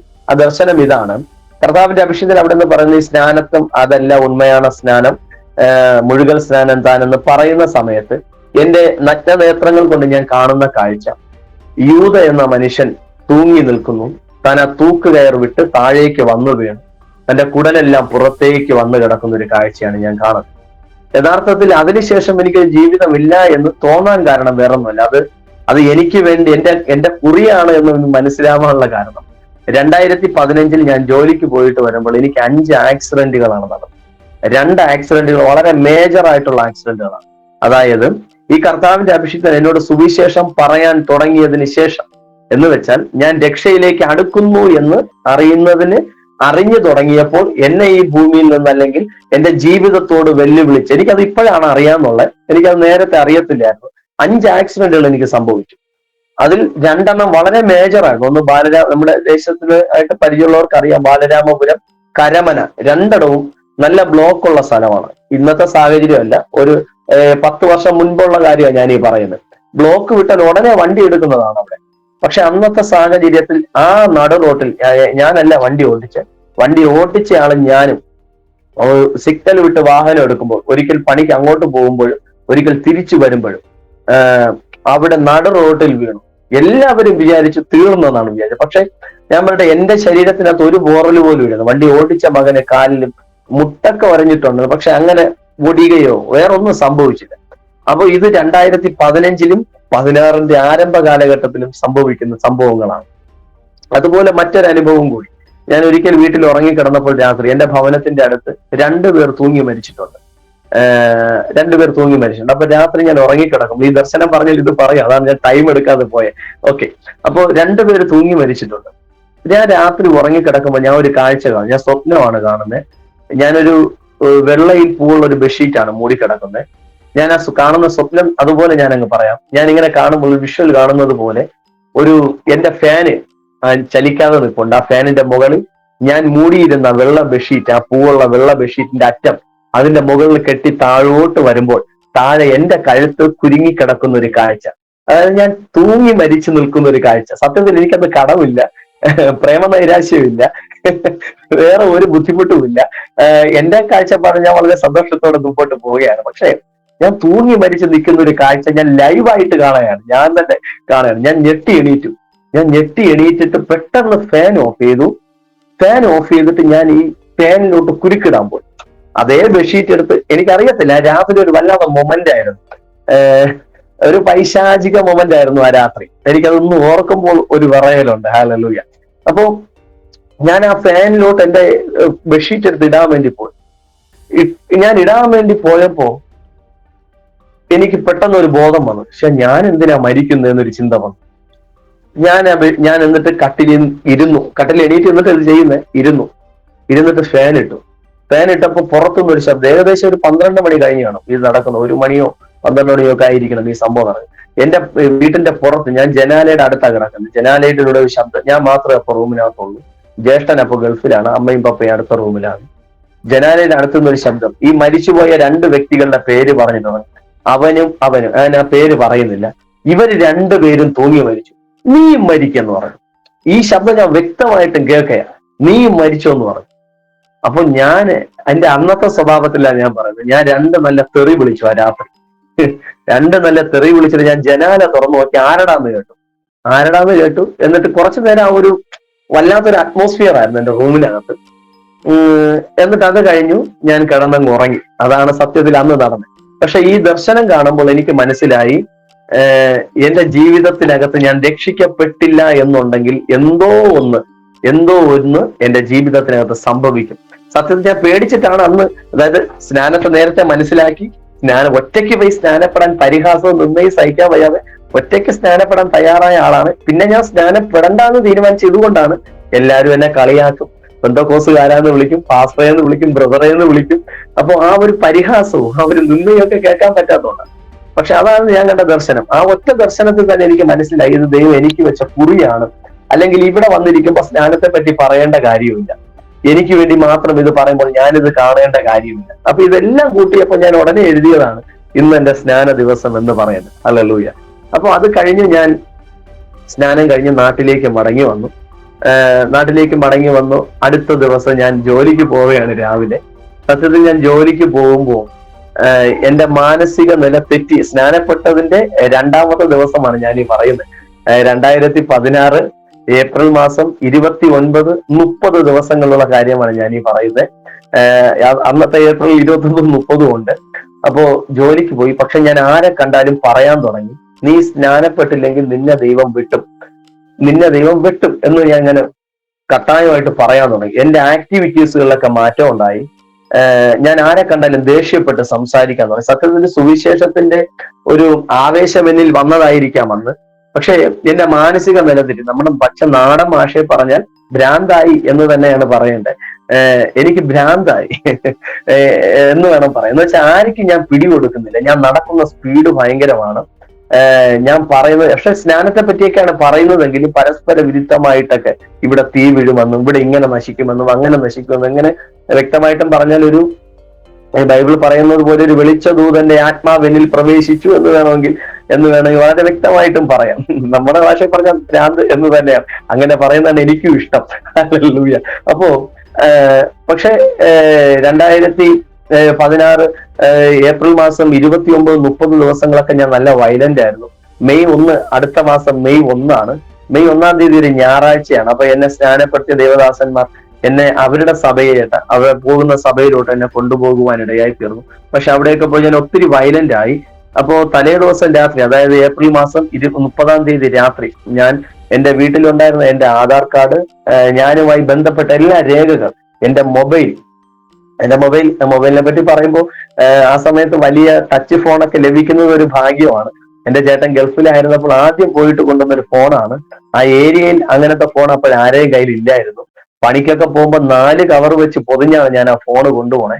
അപ്പോ ആ ഫോണും ഞാനുമായിട്ട് ഭയങ്കര ബന്ധമാണ്. അപ്പൊ ആ ഫോണിലേക്ക് ഞാൻ ഒറ്റ ഞെരുപ്പിന് ഒടിച്ചു കളഞ്ഞ് തീയിട്ടു. ആ ഫോണ്, വീട്ടിന്റെ പ്രമാണം, അമ്മയും ഞാനുമായിട്ടുള്ള അല്ലെങ്കിൽ വീടുമായിട്ടുള്ള ഫോട്ടോസ്, എന്റെ ഒത്തിരി രേഖകൾ, ഞാൻ എഴുതിയ ബുക്കുകൾ, ബൈബിള് പോയിട്ട് ബാക്കി എല്ലാം പറക്കിയിട്ട് കത്തിച്ചു. എന്റെ പേഴ്സ് അടക്കം വാരിയിട്ട് തീയിട്ടു. അത് രാത്രി നടക്കുകയാണ്. മെയ് മാസം 1 ഇവരെന്നെ സഭയിൽ കൊണ്ടുപോകുന്നു. ഞാൻ തിരിച്ച് ഇത് ദേശക്കാരെല്ലാരും അറിഞ്ഞു. ഞാൻ അവിടെ സ്നാനപ്പെട്ട വീഡിയോ അപ്പോഴും തന്നെ എടുത്ത് നാട്ടിലേക്ക് അയച്ചു കൊടുത്തു. സത്യത്തിൽ ആരും അറിയണ്ട എന്ന് പറഞ്ഞ വിഷയം ഇപ്പോൾ വേറൊരർത്ഥത്തിൽ ഭയങ്കരമായിട്ട് എന്റെ ദേശത്തിലും നാട്ടിലും ഒക്കെ അറിയാൻ തുടങ്ങി. ഞാൻ പറയട്ടെ, കർത്താവ് എന്തെങ്കിലും പറഞ്ഞ ഉടനെ ചെയ്തോണം. ദൈവത്തിലൊരു പരിപാടിയുണ്ട്. അത് അങ്ങനെ പറയുന്നത് ശരിയാണോന്ന് എനിക്കറിയാം. എന്റെ ജീവിതത്തിൽ സംഭവിച്ചുകൊണ്ട് പറയാം. മക്കളെ വാ എന്ന് വിളിക്കും. ഒരുപക്ഷെ വന്നില്ലെന്നുണ്ടെങ്കിൽ കോളറെ പിടിച്ചു കൊണ്ടുവരുന്ന ഒരു പരിപാടിയുണ്ട്. 10 പേര് അറിയും. ചിലപ്പോൾ അത് ഇത്തിരി ബുദ്ധിമുട്ടാവും, സഹിക്കാൻ പറ്റാത്തതാവും, വേദന ഇച്ചിരി കൂടും. പക്ഷെ എന്റെ ജീവിതത്തിൽ ഇങ്ങനെയൊക്കെ സംഭവിച്ചതിന് ഞാൻ ഇപ്പോൾ ആമേൻ പറയുകയാണ്. അല്ലെങ്കിൽ ആമേൻ പറയുന്നതെന്ന് വെച്ചാൽ, അല്ലെങ്കിൽ ഇങ്ങനത്തെ ഒരു അനുഭവത്തിലേക്ക് എനിക്ക്, അല്ലെങ്കിൽ ഇത്രത്തോളം എനിക്ക് ഉറച്ചു നിൽക്കാൻ ചിലപ്പോൾ പറ്റിയെന്ന് വരത്തില്ല. 4 ഒരു വിശ്വാസിയായിട്ട് ഒരു പക്ഷെ ഞാനും കൂടിപ്പോയേനെ, ഒതുങ്ങിപ്പോയേനെ. അപ്പോ ആ സാഹചര്യത്തിൽ എന്നെ ആർക്കും പിടിക്കാൻ കഴിയുന്നില്ല, ഒതുക്കാൻ കഴിയുന്നില്ല. ഇത്രയൊക്കെ ആയപ്പോ എല്ലാവരും പറഞ്ഞു, സത്യത്തിൽ ഇവരാരും എന്നോട് ഒരു സുവിശേഷം പറഞ്ഞു. എന്റെ സ്വന്തം ഇഷ്ടത്താൽ, അല്ലെങ്കിൽ ഞാൻ ആഗ്രഹിച്ചിട്ടാണ് കർത്താവിനെ സ്വന്തം രക്ഷിതാവായിട്ട് സ്വീകരിച്ചത്. ആരും എനിക്ക് പൈസ തന്നിട്ടില്ല, ആരും എനിക്ക് വസ്തു ഓഫർ ചെയ്തിട്ടില്ല, ഒന്നും തന്നിട്ടില്ല. ഹല്ലേലൂയ. അപ്പോ ഞാൻ ആ സാഹചര്യത്തിൽ ദേശമൊക്കെ പരക്കെ പാട്ടായി, എനിക്ക് വട്ടായി, അജീഷിന് ഭ്രാന്തായി എന്ന് പരക്കെ പാട്ടായി. മെയ് മാസം 1 എനിക്ക് സത്യത്തിൽ എനിക്ക് എന്താ സംഭവിക്കുന്നത് എനിക്ക് അറിയത്തില്ല. എന്റെ അവസ്ഥ ഞാൻ പറയാം. എനിക്ക് സത്യത്തിൽ ഓർമ്മയില്ല ഞാൻ എന്താ ചെയ്യുന്നത്, എന്താ പ്രവർത്തിക്കുന്നത്, എന്തൊക്കെയാ നടക്കുന്നത് എനിക്ക് അറിയത്തില്ല. ഒരുപക്ഷെ കേട്ടോണ്ടിരിക്കുമ്പോൾ തോന്നുന്നു സ്നാനപ്പെട്ടാൽ ഭ്രാന്താകുമോന്ന് പലർക്കും തോന്നും. പക്ഷെ ഞാൻ എന്റെ അനുഭവത്തിൽ നിന്ന് പറയാം, സ്നാനപ്പെട്ടാൽ ഭ്രാന്താകത്തില്ല. പക്ഷെ കർത്താവ് പെടാൻ പറയുന്ന സമയത്ത് അങ്ങ് കയറിക്കൊള്ളാം ആ പെട്ടകത്തിനകത്ത്. പിന്നീട് മഴ തുടങ്ങിയതിന് ശേഷം പെട്ടകത്തിനകത്ത് കയറിയാൽ ചിലപ്പോൾ നനഞ്ഞു കുളിച്ച് വിറച്ച് കയറേണ്ടി വരും. അപ്പോ അകത്തിരിക്കുന്നവർക്ക് അത് എന്താണെന്ന് അറിയാൻ പറ്റത്തില്ല. പക്ഷേ മെയ് മാസം 1 മുടി വെട്ടിക്കാൻ പോകുന്നു എന്ന് പറഞ്ഞിട്ട് ഞാൻ വീട്ടിൽ നിന്ന് ഇറങ്ങിപ്പോയതാണ്. സത്യത്തിൽ ഞാൻ പോകുന്നത് കണ്ട പലരും ഉണ്ട്. ഇവിടെ എന്നെ നോക്കിയാൽ എന്നെ ഇവിടെ കാണത്തില്ല, ഞാൻ വളരെ വേഗത്തിൽ നടന്നു പോകുന്നു എന്നാണ് അന്ന് എല്ലാവരും പറയുന്നത്. എനിക്ക് ഓർമ്മയില്ല, ഞാൻ ആ പോക്ക് പോയതാണ്. പിന്നെ എന്നെ ആരും കണ്ടിട്ടില്ല. ഹല്ലേലൂയ. എന്റെ വീടൊരു മരണ വീട് പോലെ ആയി. ഒത്തിരി പേർ എന്റെ വീട്ടിൽ എന്റെ അമ്മയെ ആശ്വസിപ്പിക്കാൻ വന്നു. എന്റെ ചേട്ടൻ അപ്പോ ചെന്നൈയിലാണ്. ചേട്ടത്തിക്ക് അപ്പോൾ ഏകദേശം 6 മാസമോളം ആകുന്നു ജ്യേഷ്ഠത്തിക്ക്. അപ്പോ പ്രഗ്നന്റ് ആണ് ജ്യേഷ്ഠത്തി, 6 മാസം. അപ്പൊ ചേട്ടനും ചെന്നൈയിലായിരുന്നു. അപ്പൊ വീട്ടിൽ ഒരു ടാർപ്പ്, ഓൾറെഡി ഒരു ടാർപ്പ ഉണ്ട്. ടാർപ്പ കാരണം മരിക്കുമ്പോഴാണ് ടാർപോളിനെ കിട്ടും. ഓൾറെഡി വീടിന്റെ സൈഡിൽ ഒരു ടാർപോളിനുണ്ട്. കരിങ്കൊടി കെട്ടിയില്ലെന്നേ ഉള്ളൂ. എന്റെ ഭാഷയിൽ ഞാൻ എപ്പോഴും പറയും, കരിങ്കൊടി കെട്ടിയില്ല, പോസ്റ്റില് ആദരാഞ്ജലികൾ എന്നുള്ള സ്റ്റിക്കർ എഴുതി ഒട്ടിച്ചില്ല എന്നത് മാത്രമേ ഉള്ളൂ. പക്ഷേ ഒരു മരണ വീട് പോലെ എന്റെ വീടായി. വരുന്നവരൊക്കെ കൂടുതലും പരിഹസിക്കാനും അമ്മയാണ് കൂടുതലും കുറ്റം പറഞ്ഞത്. നിന്റെ പ്രാർത്ഥനയാണ്, നീ ഒരു പ്രാർത്ഥനാകാരി ആയതുകൊണ്ടാണ് നിന്റെ മകൻ ഇങ്ങനെ പോയതെന്നൊക്കെ പറഞ്ഞ് എന്റെ അമ്മയെ പരിഹസിക്കാനും കുറ്റപ്പെടുത്താനും ഒക്കെ തുടങ്ങി. എന്റെ ജ്യേഷ്ഠനൊക്കെ അവിടെ നിന്ന് വന്നു. സത്യത്തിൽ ആരും അറിയാതെ ചെയ്യാം, സ്നാനപ്പെടാമെന്ന് രാത്രിയിൽ ഞാൻ തീരുമാനം എടുത്തു. ആ 10 പേര് അറിഞ്ഞാൽ നാണക്കേടാകുമല്ലേ എന്ന് ചിന്തിച്ച എന്റെ ഫോട്ടോ നെയ്യാറ്റിൻകരയിലുള്ള എല്ലാ ചുവരുകളിലും പതിപ്പിക്കുവാൻ ഇടയായി തീർന്നു. കാണുവാനില്ലെന്ന് പറഞ്ഞ് വൈകുന്നേരമുള്ള ഫ്ലാഷ് പത്രത്തിൽ വന്നു. 3 പത്രത്തിൽ സത്യത്തിൽ വരേണ്ടതായിരുന്നു. എന്നെ കണ്ടുകിട്ടിയതുകൊണ്ട് അത് കൊടുത്തില്ല. പിന്നീട് എല്ലാം പേപ്പറെല്ലാം കൊടുത്തതാണ്. ഫ്ലാഷ് പത്രത്തിലൊക്കെ എന്റെ വാർത്ത ആ വർഷത്തെ 2016 മെയ് 2 ഫ്ലാഷ് എടുത്ത് നോക്കിയാൽ എന്റെ ഫോട്ടോ അതിനകത്തുണ്ട്. കേരളം, തമിഴ്നാട്, ആന്ധ്ര, ഈ 3 സ്ഥലങ്ങളിലും 3 സ്റ്റേറ്റുകളിലുമുള്ള വാട്സപ്പ് ഫേസ്ബുക്ക് ഗ്രൂപ്പുകളിലൊക്കെ എന്റെ ഫോട്ടോ നല്ലോണം കാണുവാനില്ല എന്ന് പറഞ്ഞ് പരതി നടക്കുവാനായിട്ട് ഇടയായി തീർന്നു. അപ്പൊ ഞാൻ സ്നാനപ്പെട്ടാൽ വെറും 600 പേരില്ലേ അറിയുമെന്ന്. ഞാൻ എന്റെ ദേശമാണ് 600 പേരെന്ന് പറയുന്നത്. അല്പം സ്ഥലം കൂടി ചേർത്ത് ഞാൻ അങ്ങ് പറയുകയാണ്. ഇത്രയും പേര് അറിഞ്ഞാൽ എന്താകുമെന്ന് ചിന്തിച്ച സ്ഥാനത്ത് സ്റ്റേറ്റുകൾ കടന്ന് സ്നാനപ്പെട്ടതിന് ശേഷം അല്ലെങ്കിൽ ഒരു ആരാധനയ്ക്ക് പോയതിനു ശേഷം സുബോധം നഷ്ടപ്പെട്ടു എന്നാണ് ആ വാർത്ത ഉണ്ടായിരുന്നത്. അങ്ങനെ ഒരു വാർത്ത വരുവാൻ ഇടയായി തീർന്നു. സത്യത്തിൽ എന്റെ ഭവനം വല്ലാണ്ടൊരു അന്തരീക്ഷത്തിലാകുമ്പോൾ മെയ് മാസം 3-ാം തീയതി, ഞാൻ എന്റെ അവസ്ഥയിലേക്ക് വരാം. മെയ് മാസം 3-ാം തീയതി രാവിലെ ഞാൻ കണ്ണു തുറക്കുകയാണ്. ഞാൻ നാട് വിട്ടു പോയിട്ട് അന്നേക്ക് 3-ാം ദിവസമാണ്. മെയ് മാസം 3-ാം തീയതി ഞാൻ രാവിലെ കണ്ണു തുറന്ന് നോക്കുമ്പോൾ ഞാൻ ഇരിക്കുന്ന സ്ഥലത്തുനിന്ന് ഭയങ്കരമായിട്ടുള്ള സ്മെല്ല് വരുന്നുണ്ട്. എനിക്ക് സഹിക്കാൻ പറ്റുന്നില്ല. അപ്പൊ ഞാനിങ്ങനെ ചിന്തിച്ചു, ഈ സ്മെല്ല് ഇത് എവിടെ നിന്നാ വരുന്നത്? ഈ 3 ദിവസം എവിടം വരെ പോയി? അത് പറയാം പാസ്, അത് പറയാം. ഓക്കെ. അപ്പൊ ഈ സ്മെല്ല് ഞാൻ വിചാരിച്ചു ഞാനേത് ഓടയുടെ അടുത്തായിരിക്കുന്നത് എന്ന് ഞാൻ ചിന്തിച്ചു. സത്യത്തിൽ ഞാൻ ഓടയുടെ അടുത്തല്ലേ ഇരിക്കുന്നത്. ഞാൻ എപ്പോ ഇരിക്കുന്ന സ്ഥലം റെയിൽവേ സ്റ്റേഷനാണെന്ന് എനിക്ക് മനസ്സിലായി. ഞാൻ ശ്രദ്ധിച്ചു നോക്കിയപ്പോൾ അത് വേറൊന്നുമല്ല, മധുരൈ റെയിൽവേ സ്റ്റേഷനാണ്. സത്യത്തിൽ ഞാൻ പോകുമ്പോൾ എൻ്റെ കയ്യിൽ ഫോണില്ല, എൻ്റെ കയ്യിൽ പേഴ്സ് ഇല്ല, പൈസ ഇല്ല. ഞാൻ നടന്നാണോ ബസ് കയറിയിട്ടാണോ ഈ മധുരയിൽ എത്തിയെന്ന് എനിക്കും അറിയത്തില്ല. അപ്പോ ഞാൻ കണ്ണു തുറക്കുന്ന സമയത്ത് ഫുൾ ബ്ലാങ്ക് ആണ്. ഞാൻ നോക്കുമ്പോൾ ഞാൻ സ്നാനം കഴിഞ്ഞ് ആ സഭയിൽ നിന്ന് എന്റെ വീട്ടിലേക്ക് വന്നപ്പോൾ ഇട്ടുകൊണ്ട് വന്ന ഡ്രസ്സാണ് ഞാൻ ഇട്ടിക്കുന്നത്. അപ്പോൾ എന്റെ ചിന്ത, സ്നാനം കഴിഞ്ഞ് ഞാൻ വന്നു, എന്റെ പേഴ്സ് ബാഗ് എല്ലാം ആരോ മോഷ്ടിച്ചോണ്ട് പോയി, എന്റെ കൂടെ വന്നവർ എന്നെ ഇട്ടിട്ട് പോയി. അപ്പൊ ഞാൻ ഇവിടെ എങ്ങനെ ഇരിക്കുന്നു, ഇപ്പൊ എത്ര ദിവസമായി എന്നൊന്നും എനിക്ക് അറിയത്തില്ല. ഫുള്ള് ബ്ലാങ്ക് ആണ്. എനിക്ക് 5 ദിവസം, അതായത് ഈ 30-ാം തീയതി നാട്ടിൽ വന്നതിന് ശേഷമുള്ള 5 ദിവസങ്ങൾ, ഈ 2-ാം തീയതി ആ രാത്രി വരെയുള്ള 5 ദിവസങ്ങൾ എനിക്ക് അറിയത്തില്ല. ഞാൻ എവിടെ പോയി, എന്ത് ചെയ്തു ഒന്നും എനിക്ക് അറിയത്തില്ല.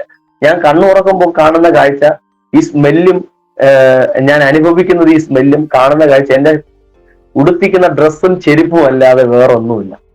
ഞാൻ ചുറ്റും നോക്കി. ഞാൻ ഓടയുടെ സൈഡിലൊന്നും അല്ല ഇരിക്കുന്നത്, റെയിൽവേ സ്റ്റേഷന്റെ അകത്താണ് ഞാൻ ഇരിക്കുന്നത്. കിടക്കുകയാണ് ചെയ്യുന്നത്. ഞാൻ എണീറ്റിട്ട് നോക്കിയപ്പോൾ ഈ സ്മെല്ല് പുറത്തുനിന്നൊന്നും അല്ല വരുന്നത്. എന്റെ ശരീരത്തിലേക്ക് നോക്കിയപ്പോൾ ഒരു മനുഷ്യൻ ജീവനോടെ ഇരുന്നാൽ ഇത്രത്തോളം നാറുമോ, ഇത്രത്തോളം സ്മെല്ല് ഒരു മനുഷ്യന്റെ ശരീരത്തിൽ നിന്ന് വരുമോ എന്ന് ഞാൻ അന്നാണ് തിരിച്ചറിയുന്നത്. അത്രത്തോളം പൊടിയും മണ്ണും. കഴിഞ്ഞ 2 ദിവസവും നടന്നിട്ടാണോ ആഹാരം കഴിച്ചോ ഒന്നും അറിയത്തില്ല. എന്റെ ശരീരത്തിന് അത്രത്തോളം സ്മെല്ല് വരാൻ എനിക്ക് ഇന്നത് കാണുമ്പോൾ എന്റെ അന്നത്തെ രൂപം ഇന്ന് ഞാൻ പലരിലും കാണാറുണ്ട്. നമ്മൾ ഈ റോഡിലൂടെയൊക്കെ നടന്നു പോകുമ്പോൾ കുപ്പിയും പാട്ടയും ഒക്കെ പറക്കി തോളത്തിട്ട് ചെറിയ വസ്ത്രങ്ങളൊക്കെ ആയിട്ട് പോകുന്ന പലരെയും നമ്മൾ ഇന്ന് കാണാറുണ്ട്. അതിൽ ഒരാളായിട്ട് തീരേണ്ട ഒരു വ്യക്തിയായിരുന്നു സത്യത്തിൽ ഇന്ന് നിങ്ങളെ മുൻപിലിരുന്ന് യേശു ചെയ്ത അത്ഭുതത്തെ പറഞ്ഞുകൊണ്ടിരിക്കുന്നത്. അത്രയ്ക്ക് സ്മെല്ലായിരുന്നു എന്റെ ശരീരത്തിൽ. എനിക്കൊന്നും മനസ്സിലാവുന്നില്ല എന്താ സംഭവിച്ചതെന്ന്. സത്യം ഞാൻ പാസ്റ്റർ പറഞ്ഞ ആ ചോദ്യത്തിൽ പെട്ടെന്ന് ഒരു ഉത്തരം പറയാം. അത് പറഞ്ഞാൽ ഒത്തിരി ഉണ്ട്. ഒരു ഉത്തരം ഞാൻ പെട്ടെന്ന് പറയാം. ഏകദേശം 5 മാസത്തോളം ഞാൻ ഈ ഇങ്ങനെ പോയി കടന്നു വന്ന 5 മാസത്തിന് ശേഷം ഒരു ആരാധനയിൽ ഞാൻ കർത്താവിനോട് ഒത്തിരി ചോദിച്ചു, എവിടെ പോയി എന്ന് എനിക്ക് അറിയണം, ഞാൻ എങ്ങനെ സഞ്ചരിച്ചു എന്ന് എനിക്ക് അറിയണം, എവിടെ പോയി എന്ന് എനിക്ക് അറിയണം. ഞാൻ കർത്താവിനോട് ചോദിച്ചപ്പോൾ എനിക്ക് നഷ്ടപ്പെട്ടു പോയ ഓർമ്മ, ആ 2 ദിവസത്തെ ഓർമ്മ പരിശുദ്ധാത്മാവ് എനിക്ക് തിരിച്ച് മടക്കി തരുവാനായിട്ട് ഇടയായി. സത്യത്തിൽ ഞാൻ പോയത് മധുരയിലേക്കാണ് ബസ് കയറി പോകുവാനായിട്ട് ഇടയായി തീർന്നത്. ഞാൻ അവിടെ പോയത് വളരെ പേഴ്സണലായിട്ട് വേണമെങ്കിൽ പാസ് ഞാൻ പിന്നീട് പറഞ്ഞു. അവിടെ പോയി ഈ ആത്മാവിൽ കൂടുതലായിട്ട് ചെയ്ത കാര്യങ്ങൾ അല്ലെങ്കിൽ എന്നിൽ വ്യാപരിച്ച പൈശാചിക മണ്ഡലം എന്നെ കൊണ്ട് ചെയ്യിച്ച കാര്യങ്ങളെ. പക്ഷെ ഒരു കാര്യം ഞാൻ പറയാം, ഞാനത് ഇതിലൂടെ പറയുന്നത് കൊണ്ട് ഞാനത് ഒരു വീഡിയോയിലും അങ്ങനെ പറഞ്ഞിട്ടില്ല. പക്ഷെ ഞാനവിടെ പോകുന്നത് ആദ്യമായിട്ട് ചെല്ലുന്നത് മധുരൈ മീനാക്ഷി ക്ഷേത്രത്തിലാണ്. ഹല്ലേലൂയ. എന്റെ അകത്തിരുന്ന ആത്മാവ് എന്നോട് പറയുകയാണ്, നീ ഇതിന്റെ ചുറ്റും 7 പ്രാവശ്യം ചുറ്റിയാൽ ഇത് ഇടിഞ്ഞു വീഴുമെന്നൊക്കെ പറഞ്ഞു. അത് പറഞ്ഞിട്ട് ഞാൻ ഇതിന്റെ ചുറ്റും കിടന്ന് ചുറ്റി. അങ്ങനെ തളർന്ന് ഞാൻ റെയിൽവേ സ്റ്റേഷനിൽ മടങ്ങി വരുന്നു. റെയിൽവേ സ്റ്റേഷനിൽ മടങ്ങി വന്നിട്ട് ഞാൻ അവിടെ നിന്ന് അടുത്ത ഞാൻ കേൾക്കുന്ന ശബ്ദം ഇങ്ങനെയാണ്. എന്നെ സത്യത്തിൽ ഒരാളപ്പം നിയന്ത്രിക്കായിരുന്നു. സ്വർഗത്തിൽ നിന്ന് ഞാനൊരു ശബ്ദം കേൾക്കുന്നു. ആ ശബ്ദത്തിനനുസരിച്ചാണ് സത്യത്തിൽ ഞാൻ പൊയ്ക്കൊണ്ടിരിക്കുന്നത്. അങ്ങനെയാണ് അന്നത്തെ 2 ദിവസം സംഭവിക്കുന്നത്. ഈ കേൾക്കുന്ന ശബ്ദം പല രീതിക്കും എന്നോട് പറയുന്നുണ്ട്. അങ്ങനത്തെ ഒരു വിഭ്രാന്തി പോലെ ആയിപ്പോയി. അപ്പോ അടുത്ത് കേൾക്കുന്ന ശബ്ദം, ഇനി ഇവിടെ നിന്ന് ഇങ്ങനെ ചുറ്റി കെട്ടിയ കെട്ട് ഇവിടെ നിന്ന് പൊളിഞ്ഞു വീണില്ലെങ്കിൽ ഒരു കാര്യം ചെയ്യണം, 7 പ്രാവശ്യം ചെന്ന് കന്യാകുമാരി കടലിൽ മുങ്ങിയാൽ മതി, അവിടെ വെച്ച് ഇതെല്ലാം മാറിക്കിട്ടും എന്ന് വളരെ വ്യക്തമായിട്ട് ശബ്ദം കേൾക്കുന്നു. അങ്ങനെയാണ് പിന്നെ മധുര റെയിൽവേ സ്റ്റേഷനിലേക്ക് വന്ന് കിടക്കുന്നു. രാത്രി ട്രെയിനിനെ പറ്റി ചോദിക്കുന്നു. അവര് പറയുന്നു ട്രെയിന് 12 മണിക്ക് ശേഷമേ ഉള്ളൂ. അത് കന്യാകുമാരിയിൽ കൃത്യം 3:30-ക്കും 4 മണിക്കും ഇടയ്ക്ക് ആ ട്രെയിൻ എത്തും. അപ്പോ അഥവാ ഞാൻ ആ ട്രെയിനിൽ കയറി, ടിക്കറ്റ് ഒന്നും ഇല്ല കേട്ടോ, പൈസ ഒന്നുമില്ല, അഥവാ ഞാൻ ആ ട്രെയിനിൽ കയറി കന്യാകുമാരിയിൽ എത്തിയിരുന്നെങ്കിൽ അടുത്ത ശബ്ദം ഇങ്ങനെയാണ്. പണ്ട് നമ്മൾ ടൂർ പോയിട്ടുള്ളതുകൊണ്ട് അറിയാം, റെയിൽവേ സ്റ്റേഷനിൽ ഇറങ്ങി കന്യാകുമാരി ആ കടലിനകത്തേക്ക് പോകാൻ വലിയ താമസമൊന്നും വേണ്ട. ഒരു 1/2 കിലോമീറ്റർ, ഒരു അരമണിക്കൂർ നടക്കണ്ട. നടന്നാൽ അടുത്ത് ഞാൻ എത്തുന്നത് കന്യാകുമാരി കടലിലായിരിക്കാം. അവിടെ 7 പ്രാവശ്യം ഒന്നും മുങ്ങണ്ട, ഒരു പ്രാവശ്യം മുങ്ങുമ്പോൾ തന്നെ ആളിന്റെ കാര്യത്തിൽ ഏകദേശം തീരുമാനമായേനെ. പക്ഷെ സത്യത്തിൽ രക്ഷിക്കപ്പെട്ടതിന് ശേഷവും വെളിപ്പെട്ട പൈശാചികം, അല്ലെങ്കിൽ ഞാൻ എന്നെ കർത്താവിനോട് ചോദിച്ചു, എന്തിനാണ് എന്റെ ജീവിതത്തിൽ ഇങ്ങനെ സംഭവിച്ചത്, എന്തിനാണ് ഇങ്ങനെ ഒരു വിഷയം? എല്ലാവരും പറഞ്ഞു സ്നാനപ്പെട്ട സ്ഥലം മോശമാണ്, സ്നാനപ്പെട്ട വ്യക്തികൾ മോശമാണ്. ഞാൻ പറയട്ടെ, കർത്താവ് എന്നെ അല്പസമയത്തേക്ക് സാത്താന്റെ കയ്യിൽ ഏൽപ്പിച്ചു എന്ന് പറയുന്നതായിരിക്കും സത്യം. പക്ഷെ ഒരു പോറല് പോലും ഇല്ലാതെ, ഒരു ആപത്തും വരുത്താതെ, ഒരു മരണത്തിനും വിട്ടുകൊടുക്കാതെ ആ ദിവസങ്ങളിലെല്ലാം എന്റെ അമ്മ വളരെ കണ്ണുനീരോടുകൂടെ പ്രാർത്ഥിക്കുന്നുണ്ടായിരുന്നു. അമ്മയൊക്കെ പ്രാർത്ഥിക്കും. ഒത്തിരി പേർ, സഭ, അമ്മ പോകുന്ന ദൈവസഭ, അഭിഷിക്തന്മാർ, എന്നെ കണ്ടിട്ടില്ലാത്തവരൊക്കെ എനിക്ക് വേണ്ടി അനവധി പേർ പ്രാർത്ഥിച്ചതിന്റെ ഫലമായാണ് 3-ാമത്തെ ദിവസം ഒരു വ്യക്തിയും തൊടാതെ, ഒരു പാസ്റ്ററും തൊടാതെ പരിശുദ്ധാത്മാവ് ഡയറക്റ്റ് ഇറങ്ങി എന്നെ സൗഖ്യമാക്കുവാനായിട്ട് ഇടയാക്കും. അന്ന് രാത്രി ദൈവാത്മാവ് എന്നെ ഉറക്കിയതാണ് സത്യത്തിൽ. ഹല്ലേലൂയ, ആമേൻ. അവിടെ നിന്ന് ഞാൻ നേരെ ചെന്നൈയിലേക്കാണ് പോകുന്നത്. ആദ്യം അന്ന് രാവിലെ, പിന്നീട് എനിക്ക് കുറെ നേരമൊക്കെ അവിടെ ഇരുന്നു. ഞാൻ ആ ട്രെയിനിലേക്ക് കയറിയിരുന്നു. ചെന്നൈയിലേക്ക് പോകുന്ന ട്രെയിനാണ് ആദ്യം വന്നത്. ഞാൻ ആ ട്രെയിനിലോട്ട് കയറി. എനിക്ക് എന്ത് ചെയ്യണമെന്നൊന്നും അറിയത്തില്ല. ഏകദേശം തിരുച്ചി എത്തുന്ന സമയത്ത് എൻ്റെ അടുത്തിരുന്ന ആളെന്ന് ഞാൻ മൊബൈൽ വാങ്ങിച്ചു. ഏകദേശം 2 മണിയാവും. അപ്പോൾ ഞാൻ മൊബൈൽ വാങ്ങിച്ചിട്ട് വീട്ടിൽ, എൻ്റെ ഫോണിലേക്കാണ് ആദ്യം വിളിച്ചത്, സ്വിച്ച് ഓഫ് ആണ്. ഞാൻ വീട്ടിൽ എൻ്റെ അമ്മയുടെ മൊബൈലിലേക്ക്, കാണാതെ അറിയാൻ നമ്പർ, അതിലേക്ക് വിളിച്ചിട്ട് പറഞ്ഞു, ഞാൻ ചെന്നൈയിലോട്ടാണ് പോകുന്നത് അമ്മ, ചേട്ടനോട് അവിടെ വന്ന് നിൽക്കാൻ പറഞ്ഞു. സത്യത്തിൽ ആ സമയത്ത് ചേട്ടനും എൻ്റെ മാമനും ഒക്കെ നാട്ടിൽ എന്നെ തിരക്കി നാട്ടിൽ തന്നെ ഉണ്ടായിരുന്നു. പക്ഷെ അവര് ഉടനെ തന്നെ ഇവിടെ നിന്ന് വണ്ടി കയറി ചെന്നൈയിലേക്ക് വന്നു. ഞാനവിടെ ചെന്നൈയിലെത്തി.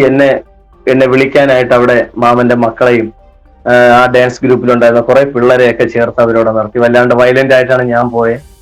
ഇവിടെ നിന്ന് വിളിച്ചു പറഞ്ഞു, എന്ത് ബുദ്ധിമുട്ടുണ്ടെങ്കിലും അവനെ പിടിക്കണം, അവനെ വിട്ടുകളയരുതെന്നാണ് ഇവിടുന്ന് പറഞ്ഞ്. അങ്ങനെ ഏകദേശം 30ഓളം പേർ, എനിക്ക് അത് അറിയത്തില്ലായിരുന്നു, ഏകദേശം 30ഓളം പേർ റെയിൽവേ സ്റ്റേഷനകത്തും പുറത്തുമായിട്ട് എന്നെ എങ്ങനെയും പിടിക്കണമെന്ന് വെച്ച് അവിടെ ഉണ്ടായിരുന്നു. ഞാൻ അവിടെ പോയി അവരെ കണ്ടു, കൈ കാണിച്ചു. ഞാൻ അവരോടൊപ്പം ഇറങ്ങി വീട്ടിലേക്ക് പോയി. വീട്ടിലേക്ക് പോയെങ്കിൽ എനിക്ക് ആരുടെ അടുത്തൊന്നും സംസാരിക്കാനൊന്നും പറ്റുന്നില്ല. ഞാൻ പോയപ്പോഴേ പറഞ്ഞു, എനിക്കൊരു ബ്രഷ് വേണം, എനിക്കൊരു ടങ് ക്ലീനർ വേണം, എനിക്ക് 2 ഉറക്ക ഗുളിക കൂടി എവിടെ നിന്നെങ്കിലും വാങ്ങിച്ചു ചെയ്യണം. കാരണം ഞാൻ പോയിട്ടുള്ള 2 ദിവസങ്ങളിൽ ഞാൻ രാത്രി ഉറങ്ങിയിട്ടില്ല. ചിലപ്പോൾ വണ്ടിയിലായിരുന്നു, ചിലപ്പോൾ ഞാൻ നടക്കുകയായിരുന്നു. ഞാൻ രാത്രി ഒന്നും ഉറങ്ങിയിട്ടില്ല. കാരണം എനിക്ക് എപ്പോഴും മുകളിൽ നിന്ന് ഒരു ശബ്ദം ഇങ്ങനെ കേട്ടോണ്ടിരുന്നു. അതിനനുസരിച്ചാണ് ഞാൻ പോകുന്നത്. അപ്പൊ ഞാൻ പറഞ്ഞു, എനിക്ക് ഉറങ്ങണം, എനിക്ക് 2 ഉറക്ക ഗുളിക വേണം. വീട്ടിൽ പോയി നല്ല ഭക്ഷണം കഴിച്ചു. ഞാൻ 2 ഉറക്ക ഗുളിക ഒരുമിച്ച് വിഴുങ്ങി സത്യത്തിൽ കിടന്നുറങ്ങി. ഞാൻ ബോധം കെട്ട് ഉറങ്ങിയെന്ന് വേണമെങ്കിൽ പറയാം. പിറ്റേ ദിവസം രാവിലെ കണ്ണൂർന്ന് നോക്കുമ്പോൾ മാമനും ചേട്ടനും എന്റെ കട്ടിലിരിപ്പുണ്ട്. അവരാണ് ഞാൻ കണ്ണൂർന്നപ്പോ അവരെയാണ് കാണുന്നത്. അവരെന്റെ കട്ടിലിന്റെ അടുത്തിരിപ്പുണ്ട്. അവരെ കയ്യിൽ ഫ്ലാഷ് പത്രമുണ്ട്.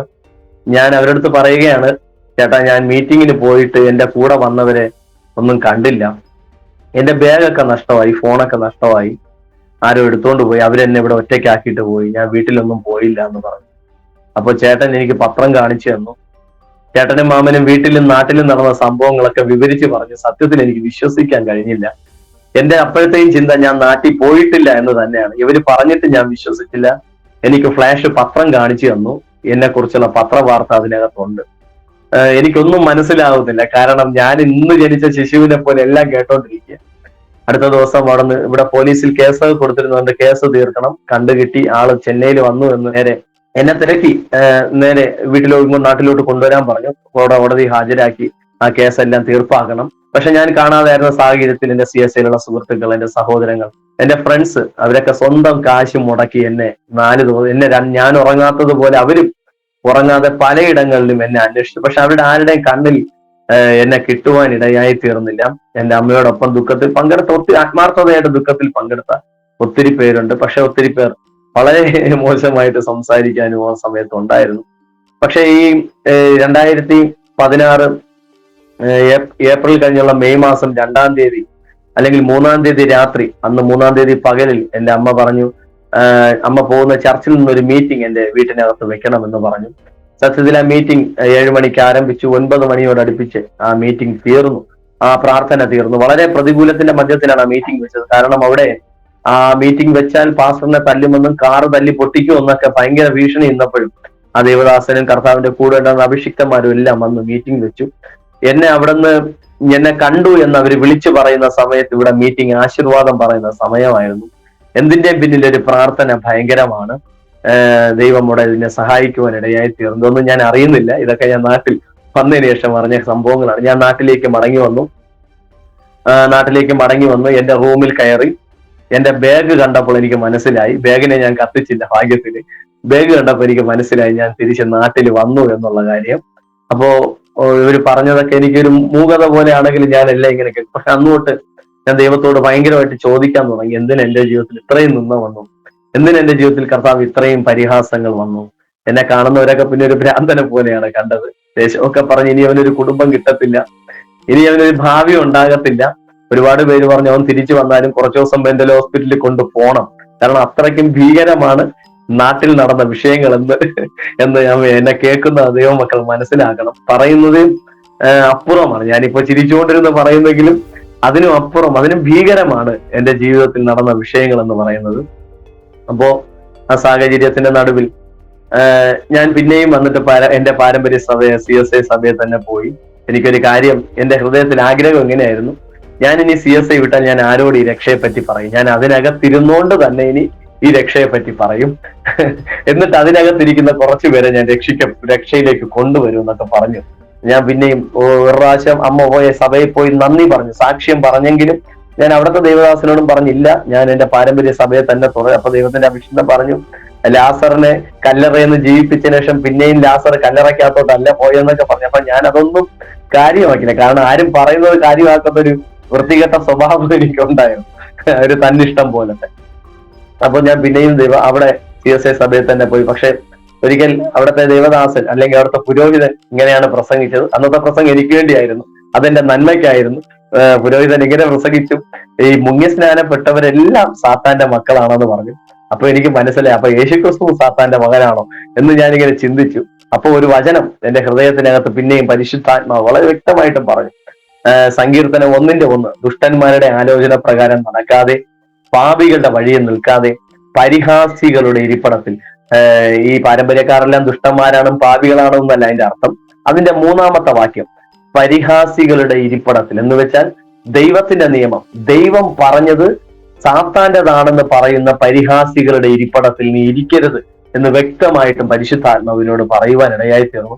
അന്ന് ഞാൻ അവിടെ നിന്ന് ഇറങ്ങി. ഇന്ന് കർത്താവിന്റെ അഭിഷേകൻ പാസ്റ്റർ സാബുലാൽ അവരുടെ സഭയിൽ അവരോടൊപ്പം ചേർന്ന് ശുശ്രൂഷയിലും ദൈവവേലയിലുമൊക്കെ വളരെ ദൈവമായിരിക്കുന്ന കൃപയ്ക്ക് അനുസരിച്ച് സഭയോടൊപ്പം ചേർന്നായിരിക്കുവാൻ പരിശുദ്ധാത്മാവിന്റെ ജീവിതത്തിനകത്ത് ബലം തന്നു.